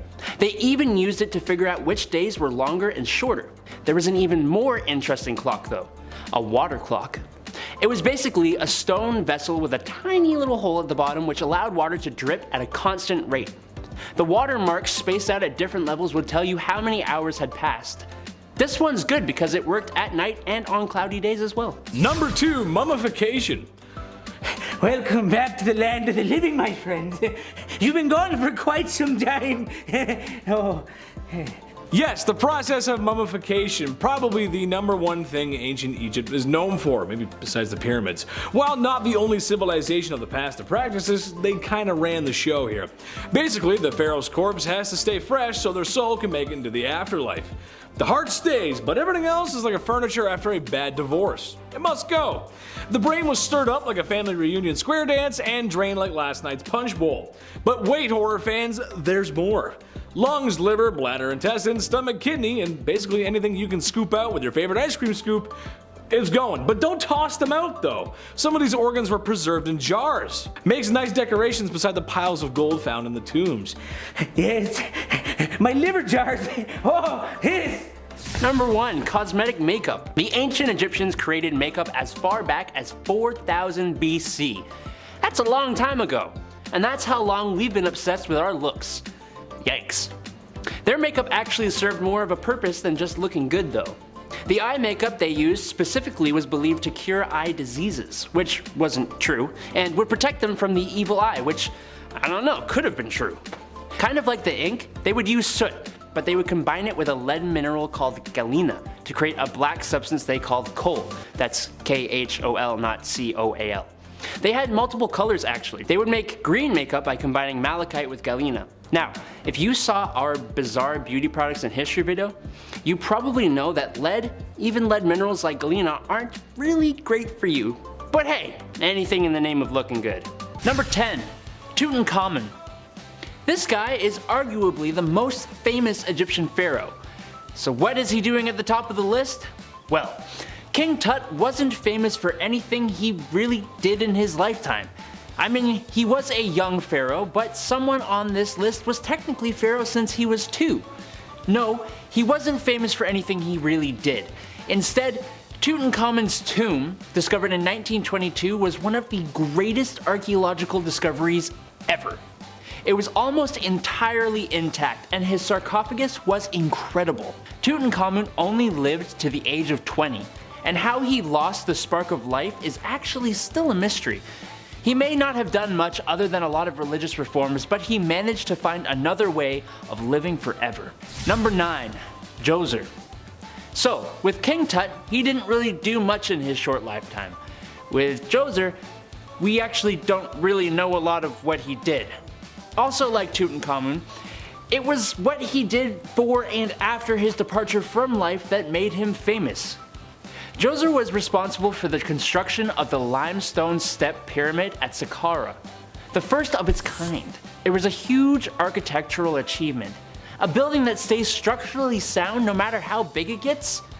Well, knock me down and call me Susan. The pyramid was actually completed after he lost the will to live by his official Imhotep. Number 8, Amenhotep III. Okay, on to the members of the list who we know did something significant for Egypt during their time on the earth. Amenhotep III ruled an artistically and financially successful Egypt. He had pretty stellar reviews on Google for his trade relations, which boosted up the economy of Egypt, but it was his artistic side that got him a bit more of a lasting recognition. He is the pharaoh with the most statues of himself. He created tons of monuments and a lot of stone scarabs that still hold up with tons of stories of historical events. I want some statues myself. Is that weird? Probably. Number 7, Hatshepsut. Now look, women in Egypt had high status and were respected more than in other parts of the world at the time. But a female pharaoh, while not unheard of, was unfortunately still pretty rare. Hatshepsut here was known as the most successful of those female pharaohs. Her father, King Thutmose I, wanted her to inherit the throne, and to that end, she was brought up learning how to lead. She reigned for 21 years after the death of her husband, and everything she did, from tons of construction projects to creating trade routes, went off without a single hitch. The people of Egypt lived in peace for her entire rule. Number 6, Thutmose III. Thutmose III was, surprisingly, the son of Thutmose II, who was the husband of Hatshepsut. You know, number 7, the most successful female pharaoh. So that's the kind of cloth we're working with here. Thutmose was only 2 when his father bit the dust, so while he was technically the next pharaoh, his stepmother took over with him as co-ruler. This guy's contributions to the Egyptians were tremendous though. He was literally called the Napoleon of Egypt, which, shouldn't Napoleon be the Thutmose III of France? Either way, Thutmose III. He helped expand Egypt like none before. He was a dope warrior and he helped in the construction of a lot of stuff. Most importantly, the Temple of Karnak. That's how you make mama proud. Number 5, Xerxes I. You've most likely heard of this guy. If not from his historically inaccurate portrayal in 300, then at least from 1 or 2 history classes. But Adam, wasn't he the emperor of Persia? Yeah, well guess what my little bees? Egypt was part of the Persian Empire, which makes him pharaoh as well. This guy gets a pretty bad rap in history. But who wrote that history? The Greeks, who despised him for his attempted invasion of Greece. Oh, I'm not saying he was great or anything. In fact, He had a bit of a disregard for the traditions of the Egyptians and their way of life. But you cannot tell me that he was not significant in history. Xerxes the Great makes this list for his infamy more than anything else. Number 4, Akhenaten. So this is gonna be the second not so beloved pharaoh on this list. But disdain for Akhenaten didn't come from war, or the fact that his massive army was defeated by a group of a couple hundred Greeks. No, Akhenaten here was infamous for his devout following of a singular god, Aten, the god of the sun. He actually moved the capital of Egypt to a new location that he titled Akhetaten, or Horizon of Aten. And he kinda made everyone else worship the single god Aten as well. He was famous for a different reason though. Akhenaten was married to Nefertiti. She played a huge part in his religious plans, and she is well known in history for the limestone bust that was made of her, and has been copied so many freaking times. Number 3, Khufu. When you think of Egypt, there is likely one thing that pops straight into your mind. If you say anything other than the Great Pyramids of Giza, you do not pass go, you do not collect $200, and you lose.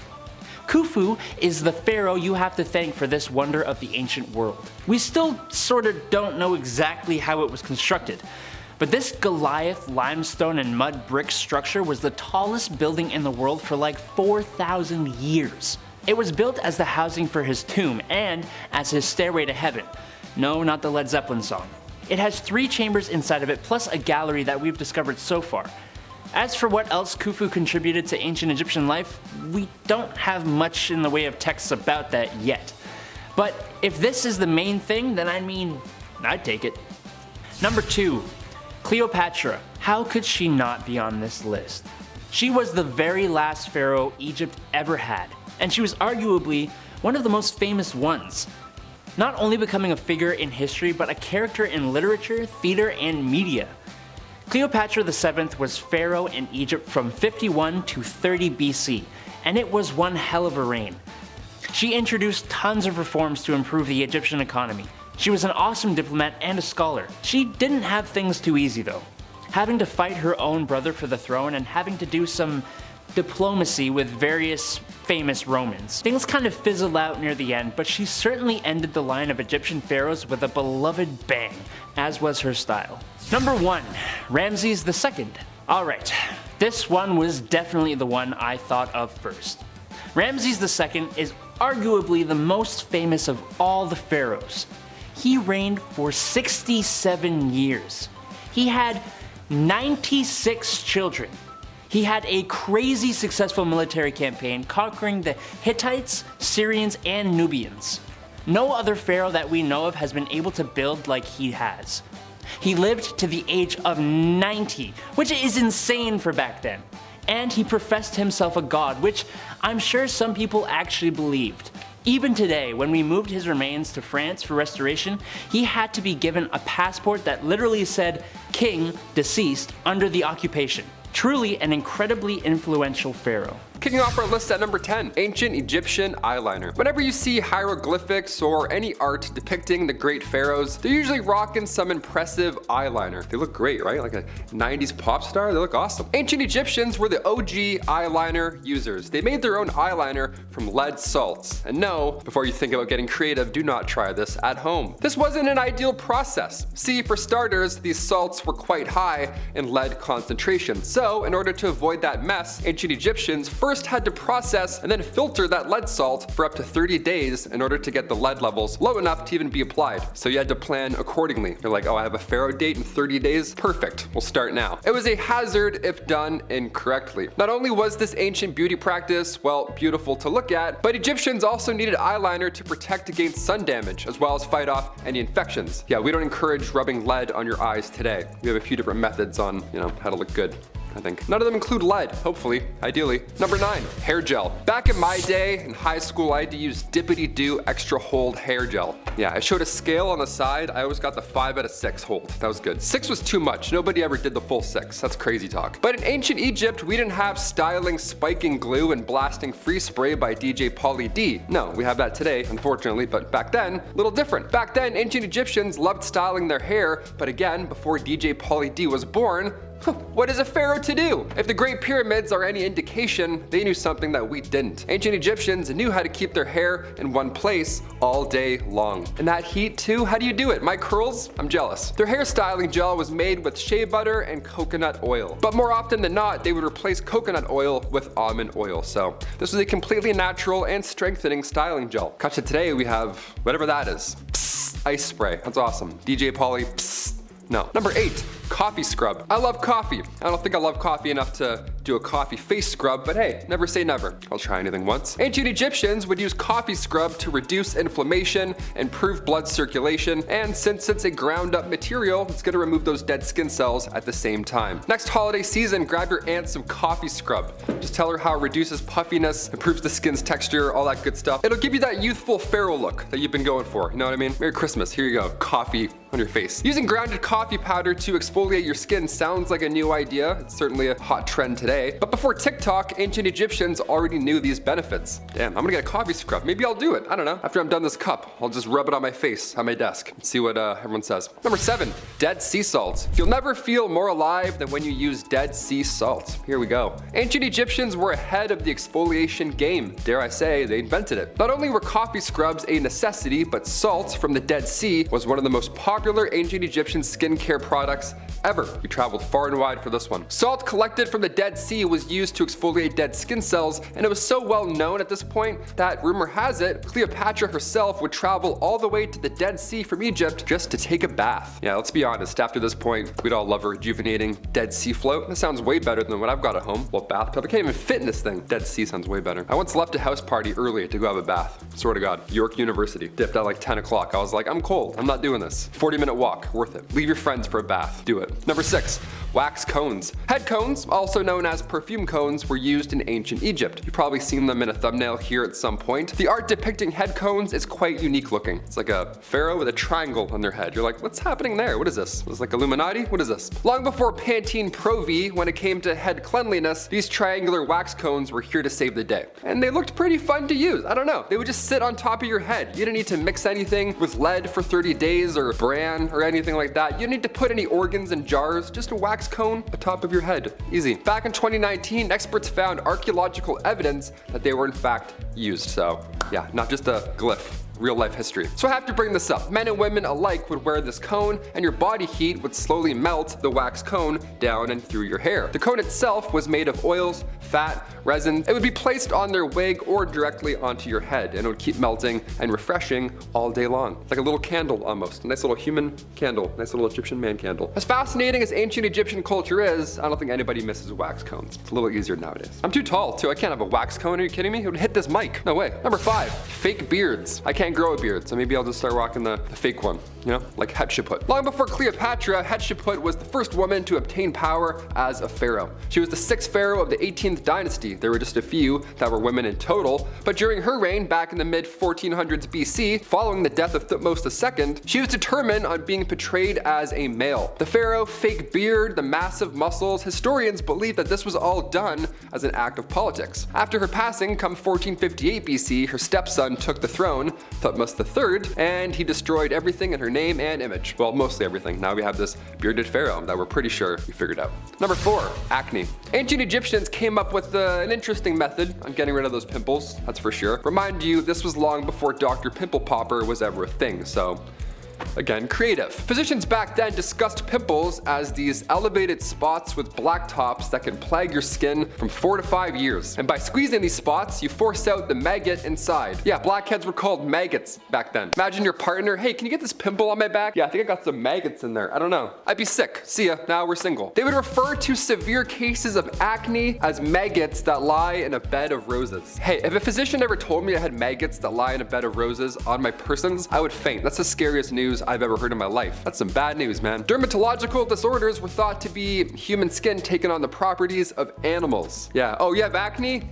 Are you sure you're not turning into a bird? Maybe it's that. Come back next week. Ancient Egyptians would use honey, vinegar, turpentine, and emulsion of bitter almonds, all to get rid of acne, hopefully. Sorry, maggots, not acne, maggots. All to get rid of maggots. I'm gonna go throw up. Number 3, prosthetics. The ancient Egyptians were a culture of firsts, and some of their achievements we still have no idea how they were able to accomplish. Like the pyramids? I couldn't tell you. Could you? Didn't think so. Hit that thumbs up. We're both wrong. We're both learning. It's very likely that some of the first ever prosthetics were used in ancient Egypt. How fascinating. Imagine being the first guy to make a toe, a fake toe. A female mummy who was discovered near Luxor had her death dated somewhere between 950 and 710 BCE. And she was also found with a prosthetic toe made from wood and leather on her person. While this of course is a wonderful cosmetic replacement, and it's no secret that the ancient Egyptians certainly valued aesthetics, it seems as though this prosthetic toe was completely functional and was actually used to help this woman walk. The toe, after it was discovered, had significant signs of wear and tear, which then inspired experts to start a study, look a little further. And they did. So they took participants and tested their gait, both with and without the use of a replicated toe. And in ancient Egypt, the common footwear were sandals, and walking in them would have been next to impossible without a big toe. So it's clear that this prosthetic was very helpful and important to those similar to this Luxor mummy. Not exactly a beauty practice, but I'm sure they also felt a little more confident with that toe. This is also too impressive to exclude. Beauty list. I'm like, yeah, toes are beautiful. Why not? Throw them on. Number 2, henna. I got henna done a few years ago and I totally blanked. I forgot that it lasted longer than like 2 days. I was like, day 4, I'm like, what's going on, man? Is this permanent? While on one hand, pun intended, it is beautiful, ancient Egyptians' use of henna went beyond style and beyond imaging oneself after the gods. See, henna also has cooling effects on the body, and ancient Egypt was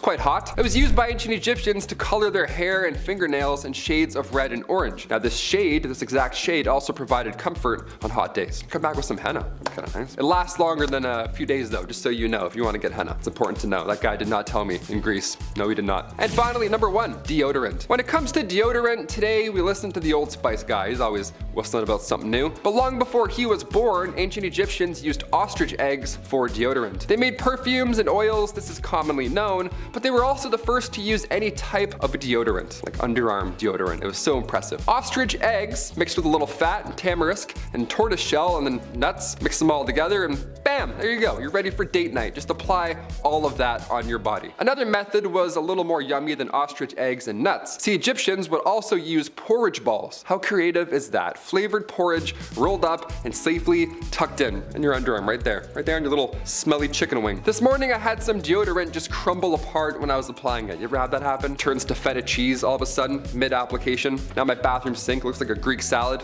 Smells great, but not practical. Might have to go back to the porridge ball method. Who knows? Maybe I have one right now. Maybe that's why I haven't moved this arm the whole time. Who knows? Mr. Unpopular, Xerxes I is number 10. Xerxes is one of 2 pharaohs on the list who wasn't actually Egyptian, and it ultimately puts homie in some hot water. He ruled during the 27th dynasty whilst Egypt was a part of the Persian Empire, having the throne from 486 to 465 BC. These Persian kings were acknowledged as a pharaoh despite not being Egyptian, so Xerxes the Great, as he was known, earns a place on our list by virtue of fame. He wasn't so great to the Egyptians though. He had a disregard for their traditions and religious beliefs and allocated funds away from their temple. He also banged his niece and gave her the robe that his wife had made for him, so his wife had her sister-in-law mutilated as revenge. It was this whole big scandal. But it caused Xerxes' brother to try and usurp him, something that Xerxes was already dealing with constantly, as back at home in Babylonia, as well as in Egypt, people were trying to steal the throne away from him, causing him to ping-pong back and forth between the 2 places. When he wasn't doing that, Xerxes was failing disastrously at trying to invade Greece. Eventually, the embarrassment of his consistent failure to do so and the endless coup attempts on him was a bit too much, and Xerxes abandoned the Egyptian throne. His failed attempts to invade Greece ensured that his portrayal by Greek historians, and by extension the film 300, hasn't been very kind. Number 9 is a famous hussy, Ramses II. This man could not keep it in his pants. Sure,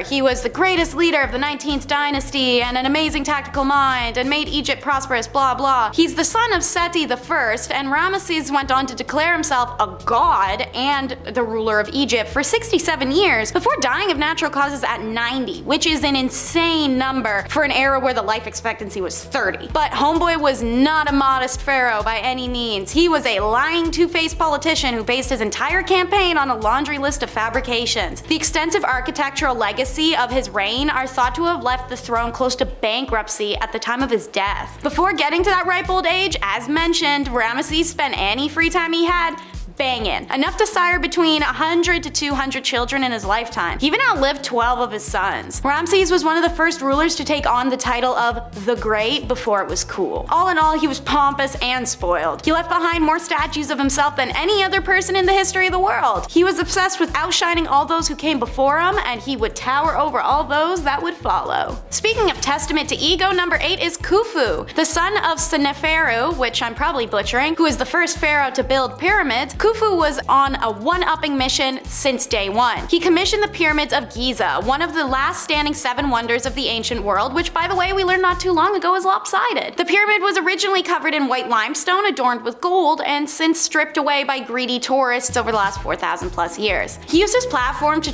also establish mining and trade from what's now modern day Lebanon. Unfortunately, while he brought greatness to Egypt in ways of infrastructure and economy, socially he inspired a lot of mixed reviews due to his use of forced labor and a dismissive nature. The ancient Greek historian Herodotus was a particular critic, depicting Khufu as a vicious tyrant who used slaves to build his Great Pyramid. Now, many Egyptologists believe that these claims are merely defamatory, guided by the Greek viewpoint that such structures could only be built through greed and misery. If those rumors are true, then Khufu had high expectations and forced labor and no one liked him. If they're not, then he wasn't a bad guy at all. Number 7 is Cambyses, the animal hater. This is the other Persian pharaoh on our countdown, and he too enjoyed picking on the Egyptians he ruled, but in a very indirect way. See, Cambyses enjoyed watching animals suffer. It said in his spare time he put on fights between lion cubs and puppies and made his wife watch as they tore each other apart. In fact, nearly every story coming out of Egypt at the time of his rule told about Cambyses involved him ruining the life of one animal or another. Early on, he went to see Apis, the bull that Egyptians treated as a god. Right in front of the priests dedicated to Apis, he pulled out a dagger and just started stabbing the bull until it died, laughing at them and saying, "This is a god worthy of the Egyptians." What a prick. Number 6 is Menkaure, the pharaoh who refused death. Even though the title of pharaoh calls them undying and the pyramids are built to take them to the afterlife, you can't blame a person for still being fearful of what happens after they close their eyes for the last time. 25th century BC pharaoh Menkaure is the poster boy for that fear. An oracle once came to him and reportedly told him he only had 6 years left to live. Menkaure was terrified and decided to do everything he could to avoid it, even fool the gods. His biggest plan revolved around the idea that as long as night never came, a new day could never start. If a new day doesn't begin, time couldn't pass, so he couldn't die,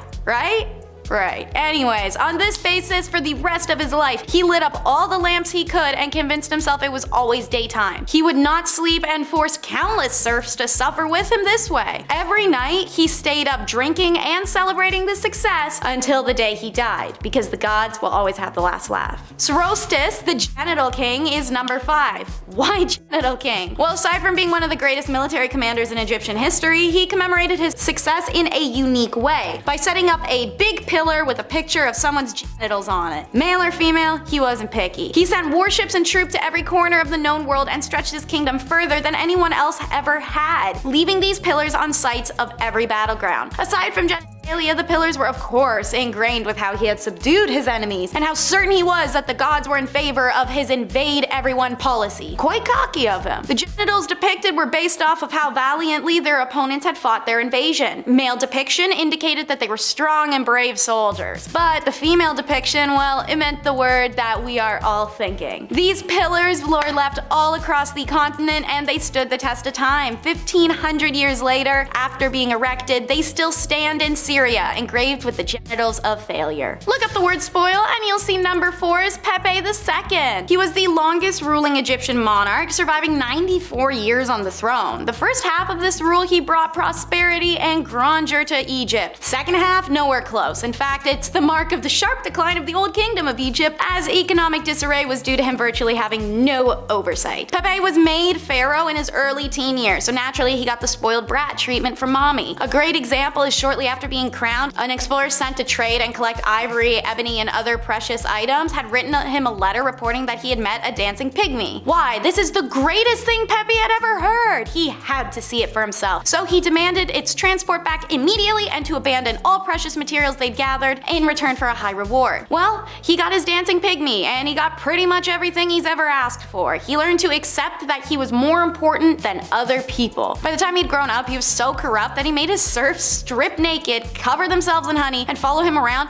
just to keep the flies away. Number 3 is the klepto gaslighting Amasis. He's remembered as a total prick. Amasis actually made his way onto the throne after the current pharaoh had sent him to calm down a rebellion, but when he got there he realized the rebels had a pretty good chance of winning, so he decided to lead them instead. Amasis decided the best way to tell the king about his change of sides and a declaration of war was by lifting his leg, farting, and telling the messenger to take that back to the king. He was a rampant alcoholic as well as a kleptomaniac. Apparently he would steal his friends' stuff, put it in his own temples, and then try to convince them that they had never owned it in the first place. However, amongst all his bratty behavior, Amasis brought some major reform to oracles. One example actually comes from when he was a poor thief on the street. When he had been caught stealing, he'd been sent to stand in front of oracles who were supposedly be able to divine tell whether he was innocent or guilty. Well, once he was king, he remembered which oracles had pronounced him innocent of the crimes he had committed, and had them punished for fraud. Because if they'd actually been able to speak to the gods, they would have known he was always guilty. Number 2 is cutting down on crime, Actus Sanes. Amasis wasn't tolerated for long and he was overthrown the way he'd done to his predecessor. This time the rebellion was led by the Ethiopian Actus Sanes, who believed in a gentler approach to kinghood. Actus Sanes fought for the crown literally because of a magic spell he'd heard about, and also to deal with Egypt's criminals in a flashy new way, controlled exile. Every person who committed a crime he ruled would have their nose cut off, and then they'd be sent off to the town he called Rhinochlora, literally the town of cut off noses. It was exclusively populated by these now noseless criminals struggling to survive in the harsh landscape, drinking dirty water and eating trash or the odd stray quail that came through. Something like this may have seemed harsh, but it was actually considered benevolence at the time. Roman chronologicers of Rhinicola, or Rincolora, whichever it's pronounced, wrote an example of how Actus Sanes was actually considering a kindly manner towards his subjects. So keep that in mind when you're doing a comparison of now versus then. And in at number 1 is Akhenaten. This pharaoh was so hated that the Egyptians themselves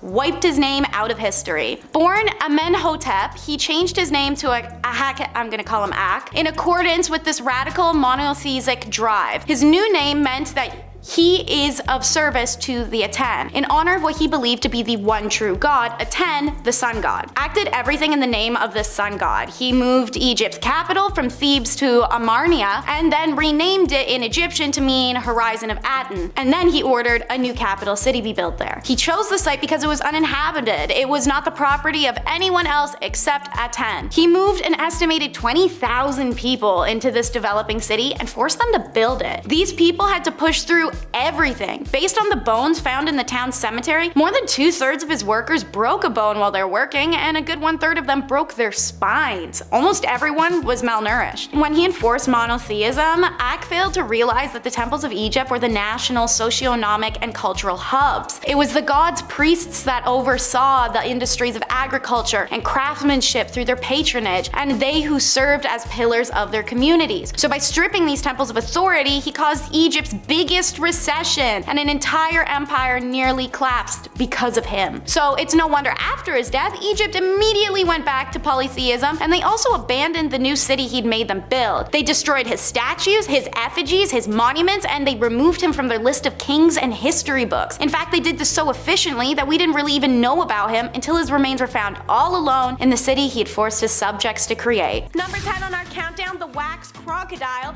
will be presented in a story form. Once upon a time, as all good stories begin, a pharaoh, accompanied by his counselors and servants, paid a visit to the villa of his chief scribe, behind which there was a garden with a stately summer house and a broad artificial lake. One of the servants of the pharaoh was a handsome young man who catches the eye of the scribe's wife. She sends him gifts, and they begin to have secret meetings at the summer house and swim in its lake. The chief butler informs the scribe of his wife's affair, and the scribe in turn asks the butler to bring him a magic box. Inside was a small wax crocodile that he placed in the hands of his butler, saying, "Cast this image into the lake behind the youth when he next bathes himself." The lovers were together in the lake the next day, and the butler stealthily put the wax croc into the water, which immediately gave it life. It became a great crocodile that seized the handsome man suddenly and took him away. 7 days passed, and the scribe tells the pharaoh of the wonder that had been done and made a request his majesty should accompany him to the villa lake. The pharaoh did so, and when they both stood beside the lake in the garden, the scribe spoke magic words bidding the crocodile to appear, and as he commanded, and so did it do. The great reptile came out of the water carrying the handsome man in its jaws. The pharaohs filled with wonder, and the scribe related on to him what had happened while the handsome man stood waiting. Could have taken his chance to run, but I guess not. The pharaoh bids onto the crocodile once again to take the handsome man into the depths, and neither are ever seen again. Then the pharaoh gave the command that the wife of the scribe should be seized, and on the north side of the house she was bound to a stake and burned alive. Now, if you want to hear more wild stories like this, I recommend you subscribe to The Hive. For number 9, let's talk about the lore of the Catwoman god. Cats were very important to the ancient Egyptians and were even considered to be demi-deities. Not only did they protect the crops and slow the spread of disease by killing rodents,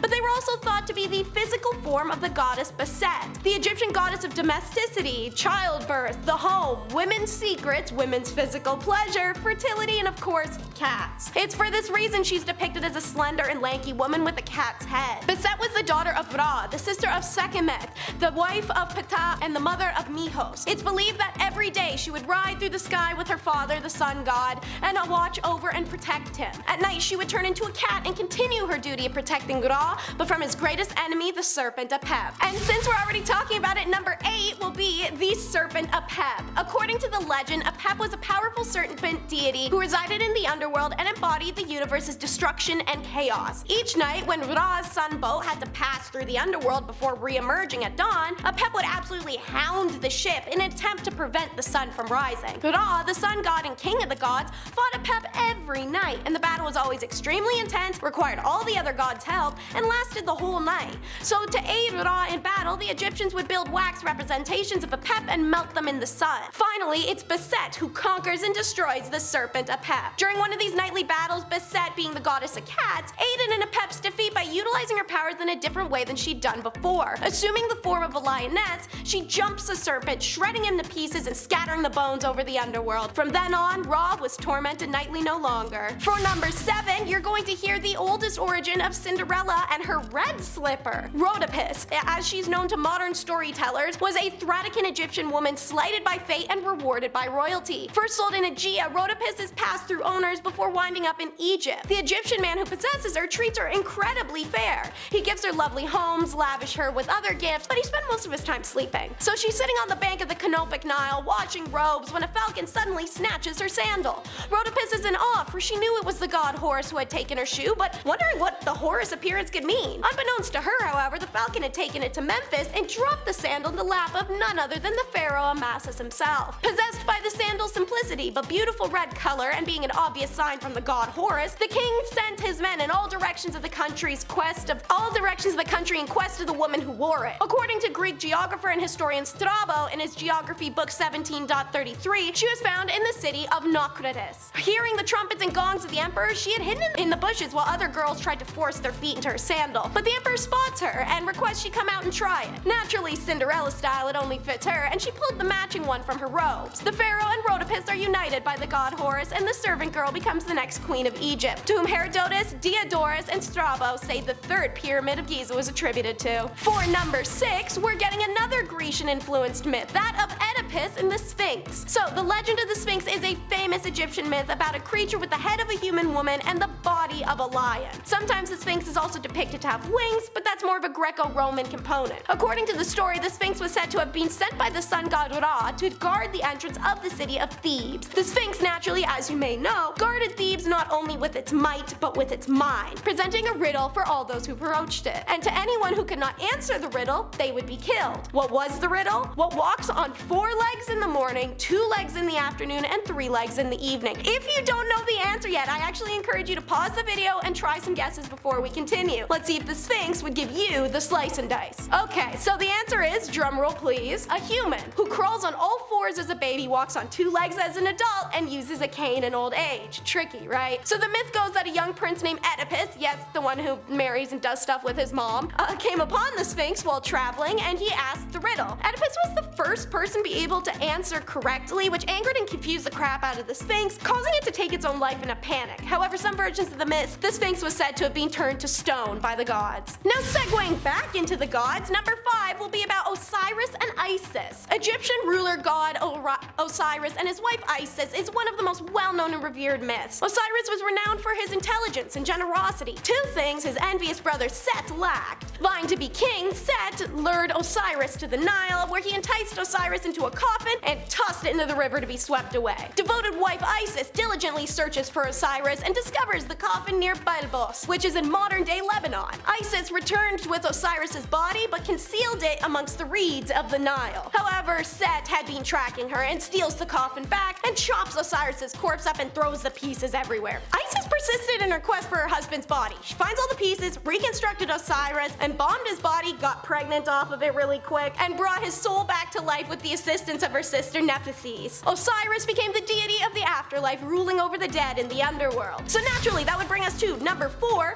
which is Horus versus Set. The story is told in the Chester Beatty Papyrus number 1, Contendings of Horus and Seth, which dates back to the early Middle Kingdom, but the myth most likely has origins even earlier than that. So, upon embalming Osiris, his son Horus is conceived and then born. Thoth and Shu declare Horus the rightful ruler of Egypt, but Ra argued that Seth was more powerful, therefore deserved the throne. So, cue a massive battle. First, they have a hippo breath-holding competition. Isis gets involved, and as a result, Horus feels betrayed by his mama and cuts her head off. Then Seth gouges Horus's eyes out while he's asleep, and Hathor has to return them. The judges wanted the two gods to make amends since crap is getting petty, so they do, but the wily Seth decided to seduce Horus for a scheme. Some very R-rated stuff goes down between the men, but Horus is smart and collects the seed of Seth instead of having it go somewhere else. He brings the seed to his mother, Isis, who proceeds to freak out and cut off his hands. And then she collects some of Horus's seed in a bucket for revenge against her brother Seth for trying to trick Horus. How? She goes to Seth's garden, finds his favorite lettuce, and dumps the seed all over it. So here comes Seth,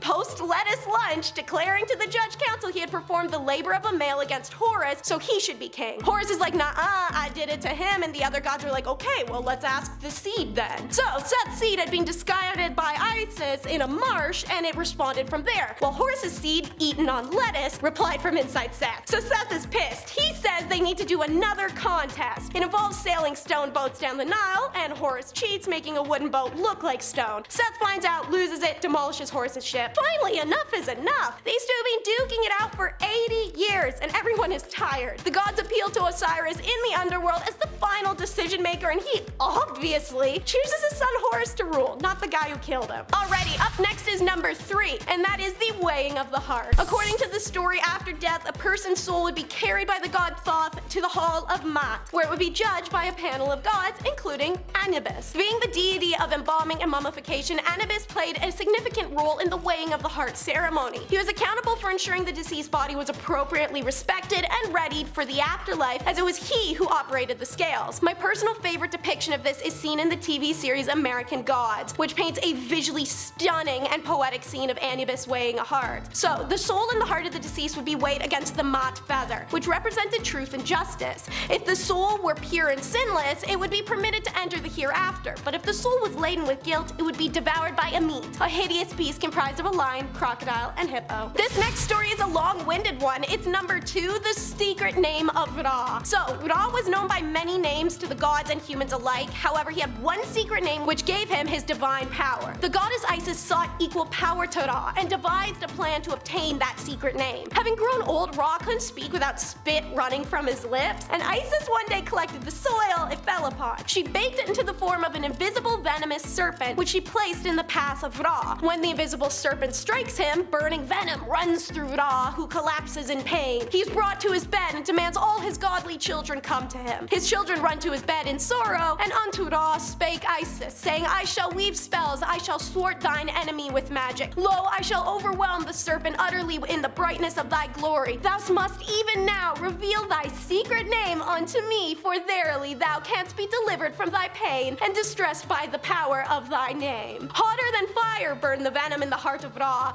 Like raging flames, it consumed his flesh flesh, and he suffered fierce agony. Isis waited and waited until Ra, desperate in pain, accedes. It is my will that Isis be given my secret name and that it leave my heart and enter hers. When he had spoken thus, Ra vanished before the eyes of the gods. The sun boat was empty and there was a thick darkness. Isis then received in her heart the secret name of Ra, and the mighty enchantress screamed out for the departure of Ra's venom and the relief of his agony. And so the god Ra was made whole once more. The venom departed from his body and there was no longer pain in the heart or any sorrow. He and Isis were now equals. And we've made it to number 1, which will be the heavenly cow. Arguably one of the most famous Egyptian legends, its most preserved version is found in the tomb of Seti I. Ra was getting pretty up there in age, and mankind, his own creation, stirs up a rebellion against him because of it. Ra is deeply hurt. Mankind sought to kill him and assembled the pantheon of gods, asking their advice. Should he kill all of mankind as a punishment or just remove himself as they request? The gods bicker a bit, but the consensus is reached. Let thine eye go forth against those who are rebels in the kingdom, and it shall destroy them utterly. When it cometh down from heaven as Hathor, no human eye can be raised against it. Upon the advice of the council of God, Ra sends his daughter Hathor, the fiery protective sun eye, to kill the rebels. The goddess rejoiced in her work and drave over the land for so many nights that she waded in blood that begins to horrify Ra. The god repents, his anger fading, and he sought to save the rest of mankind from his daughter. His messengers run to fetch barley, which is turned into beer and mixed with the already spilled blood of man. He commands the jars then be spilled at the site where the vengeful Hathor rested for the night, so that when Hathor awakens, her heart is made glad. She stooped down and in her literal bloodlust began to drink eagerly, not knowing the red fluid was not blood but beer. By the time she finished, Hathor was too drunk to pay heed to any of mankind and returns to the palace to be with family as they ask her to. Ra, however, is now far too weary to remain among men.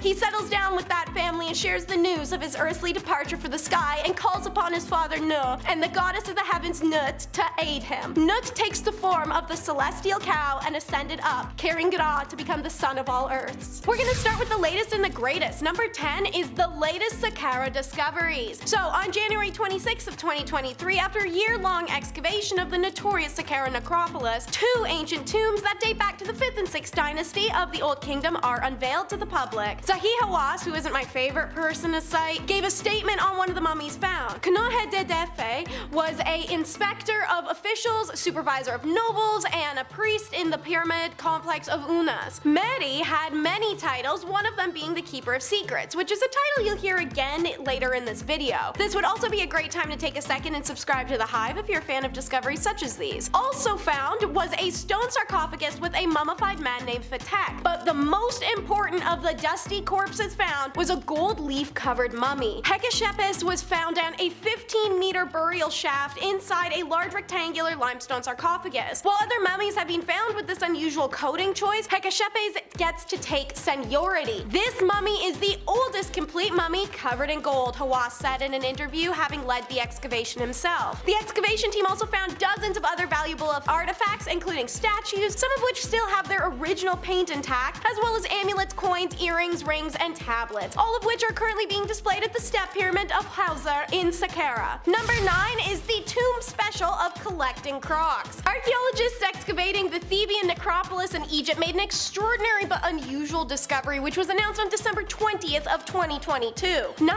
crocodile heads placed inside 2 tombs belonging to high-ranking nobles. Archaeologist Patrick Chudzik told the Newsweek that the discovery was the first of its kind, as crocodile remains have never been discovered inside the tombs of Egypt, despite usually being found inside of temples or special catacombs. Dr. Chudzik explains, in our case, things are different. Firstly, only the heads and not the entire bodies of these Nile reptiles have been deposited in these tombs where we work. Secondly, they were not mummified, only wrapped in linen. There's a significant difference in this, as no preservatives were used. Finally, the remains were found in the tombs of humans, not catacombs of sacred animals. The tombs belonged to 2 top officials during the reign of the pharaoh Nehefetre Mentuhotep II. One being the Chancellor Cheti, a high official, but the occupant of the second tomb is actually still anonymous to us. Placing of the crocodile heads in the tombs, according to Dr. Chudzik, certainly was unusual, but not entirely unprecedented. He believes that earlier researchers paid scant attention to such finds that depict cultural practices but weren't treasures, stating that it's likely similar offerings had been placed in quite a few other tombs of rich individuals, but those offerings were discarded by the earlier researchers who discovered them. Number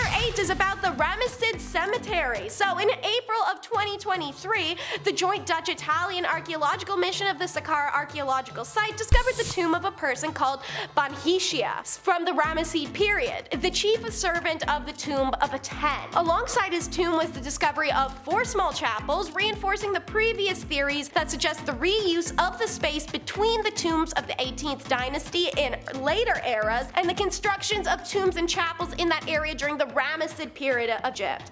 The cemetery is a self-contained temple, having its own entrance and inner courtyard, as well as an underground burial chamber. Oddly, 2 out of those 4 chapels I mentioned were in dedication of a person that they don't recognize called Yo-Yo. Endless inscriptions and scenes on the walls are distinguished by their accuracy and quality of detail. One in particular shows a scene of funerary procession of Yo-Yo and the process of reviving his mummy again in the hereafter to live in the afterlife as a god, in addition to a scene depicting the cow goddess Hathor and a boat of the god Sekhera, the god of the underworld. Inside the tomb, the mission found a stela picturing of Banhasi and his wife Baya, the singer of Amun, before a table of sacrifice and several drawings of priests and animals. While some have warriors, others have the terracotta inscriptions, which is number 7. The Egyptian Ministry of Tourism and Antiquities announced another discovery in Saqqara, March 17th, 2022. As the title of the video reveals, it's very obviously tombs, specifically 5 of them. All burials date to either Old Kingdom or the first transition/intermediate period, roughly 4,700 to 4,000 years ago. All belong to top officials and dignitaries from respective time periods and are in good state of preservation. Iri, one of the top nobles of the court, had a well-defined pathway leading to his burial room, with the walls adorned with engraved pictures of many funeral scenes painted in bright terracotta and sandstones. Artistically, the colors of the paintings are considered royal colors by officials. Grave number 2 belonged to the wife of a man named Yart. Meanwhile, grave number 3 belonged to a person named Babi Farahafe, who used to occupy several important court positions, namely supervisor of the Great House, the chanting priest, and the cleaner of the house. The 5th cemetery is a man called Hanu, who had many titles such as the mayor, and the 6th grave, however, is the most interesting of them as it has the archaeologist a little giddy. A woman called Betty, who is responsible for the king's makeup, appearance, and dressing, and was buried with tons of her cosmetic tools. Allegedly, she is also a priestess of Hathor, who's the goddess of love, beauty, music, fertility, and pleasure. You want to hear something crazy? Number 6 is how they cracked open a tomb and found 100 sealed coffins. It was announced on the 14th of November 2020. It's the largest find of that year. It's 100 sealed coffins and over 40 statues alongside hundreds of mixed artifacts. Naturally, they're discovered at the Saqqara necropolis, and carbon dating tells us that the items date back to the Ptolemaic dynasty that ruled Egypt for some 300 years, from about 320 BC to 30 BC and the late period. The coffins were found inside a burial shaft that had not been opened at all for 2,500 years. The preliminary studies revealed quickly that most of these coffins belonged to 26th dynasty priests, top officials, and elites. A number of wooden statues and colored gilded masks were also found, all in really great condition, and 28 of the statuettes are Pates Sokar, the main god of the Saqqara necropolis. But there's one very special and unusual statue in this tomb, a bronze statue of the god Nefertiti. The statue is inlaid with valuable precious stones. We're talking red agate, turquoise, jade, and lapis lazuli. It is 35 centimeters tall and has the name of its owner, Badia Muniz, engraved in its base like Andy in Toy Story. I mentioned telling y'all about another keeper of the secret, so that's exactly what number 5 will be. This impressive tomb complex belonged to Keres, a priest and official who was once the most powerful in Egypt, aside from the pharaoh, of course. It was found during an excavation of an unfinished pyramid that's adjacent to 2 extensive necropolises, but the identity of the builder or even the name of the unfinished site is still unknown. On a mission to gain that information, the Czech team were working on the site for only 2 weeks when they made their remarkable and unexpected discovery. The burial complex contains a tomb but also a series of other rooms, and one held a cult chapel which serves as a magnificent example of Old Kingdom architecture. In the tomb room, however, there's a limestone coffin and a statue of Keres, which has been somewhat miraculously preserved in its original location, according to the Czech Institute of Egyptology's report. It even still had some of its original paint. So, the statue is also a source of context in the tomb, revealing the name of Keres and his many titles for us. Based on the inscriptions from the tomb, he was also the sole friend of the pharaoh. This tomb has provided experts with many new insights on the 5th dynasty era. The discovery of the statue in the tomb was dramatic, as it proved in Old Kingdom at least, they did place statues of the dead in their own tombs. Sadly, this is one of those times where grave goods were looted centuries ago, so not much else remains. For number 4, we'll learn about ancient Photoshop. Thanks to new X-ray scanning methods as announced July 13th of 2022, we now know that some of the pharaoh's paintings have been subtly edited over time. Traditionally, the analysis of ancient Egyptian paintings has been conducted in controlled laboratory environments or museum premises. This new study has instead pioneered a groundbreaking approach. Instead of taking the painting to the lab, bring the lab to the painting. You preserve history, you aren't stealing crap you shouldn't, and nobody gets cursed for tampering. I see nothing but wins here. So the findings focused on 2 paintings from the Ramesside period, which were discovered in tomb chapels located near the Theban necropolis. Through the application of X-ray technology, the team scanned specifically a painting of Ramesses II, unveiling hidden details imperceivable to the naked eye. Previously, scholars speculated the painting depicted the pharaoh grieving the loss of his father. However, the latest scan of the portrait challenges the interpretation, as Ramesses can be seen beneath a cult canopy before the enthroned Ptah. Additionally, there's adjustments to the crown and other royal items in the portrait of Ramesses II, and he's currently depicted wearing a Wexek collar, which was not historically used during his reign. Underneath that new layer of paint is the original painting of a Shebu collar. These modifications likely reflect shifts in the symbolic significance of these elements over time. This finding suggests that ancient Egyptians continuously adapted their artistic expressions to convey evolving cultural and religious ideologies even when pharaohs had passed. This next tomb is a bit more recent and a bit more strange. Number 3 is Pet Cemetery. May 28th of 2023 marked the completion of the 6th excavation season in the Saqqara. They had announced their latest finding: 2 humans and an animal embalming workshop, as well as 2 tombs of notable officials and their wives, all conjoined together. According to the press release from the Egyptian Ministry of Tourism and Antiquities, the structures date back to the 30th Pharaonic dynasty to the Ptolemaic period around 2400 years ago. The newest discovered animal embalming workshop was constructed with mud and limestone floors. A number of the rooms and halls were found to contain a large number of pottery, linen, animal embroidery, and different animal burials. Researchers found one room stockpiled with bronze tools used specifically for animal mummification processes, and varying sizes of stone beds used to mummify the most sacred of animals. And then they found the similar room but for humans. So large stone beds ended in gutters to facilitate the mummification process, with the collection of clay pots nearby to hold entrails and organs, as well as a collection of instruments and ritual vessels. Analysis later determined that the chemical residues discovered in these tombs were a mixture of fragrant or antiseptic oils, tars, and resins, according to the ministry. When all of these paints and resins are brought together, including the damar tree resin and the elmi oil, the researchers figured out, quite unusually, that the raw materials were imported from Asia and other regions of Africa. How did we manage to find a queen we didn't know we lost, but we're still out searching for Nefertiti and Cleopatra? Irony of life. Number 2 is unearthed but unknown. What are the chances that on the 100-year anniversary of unearthing King Tut's tomb,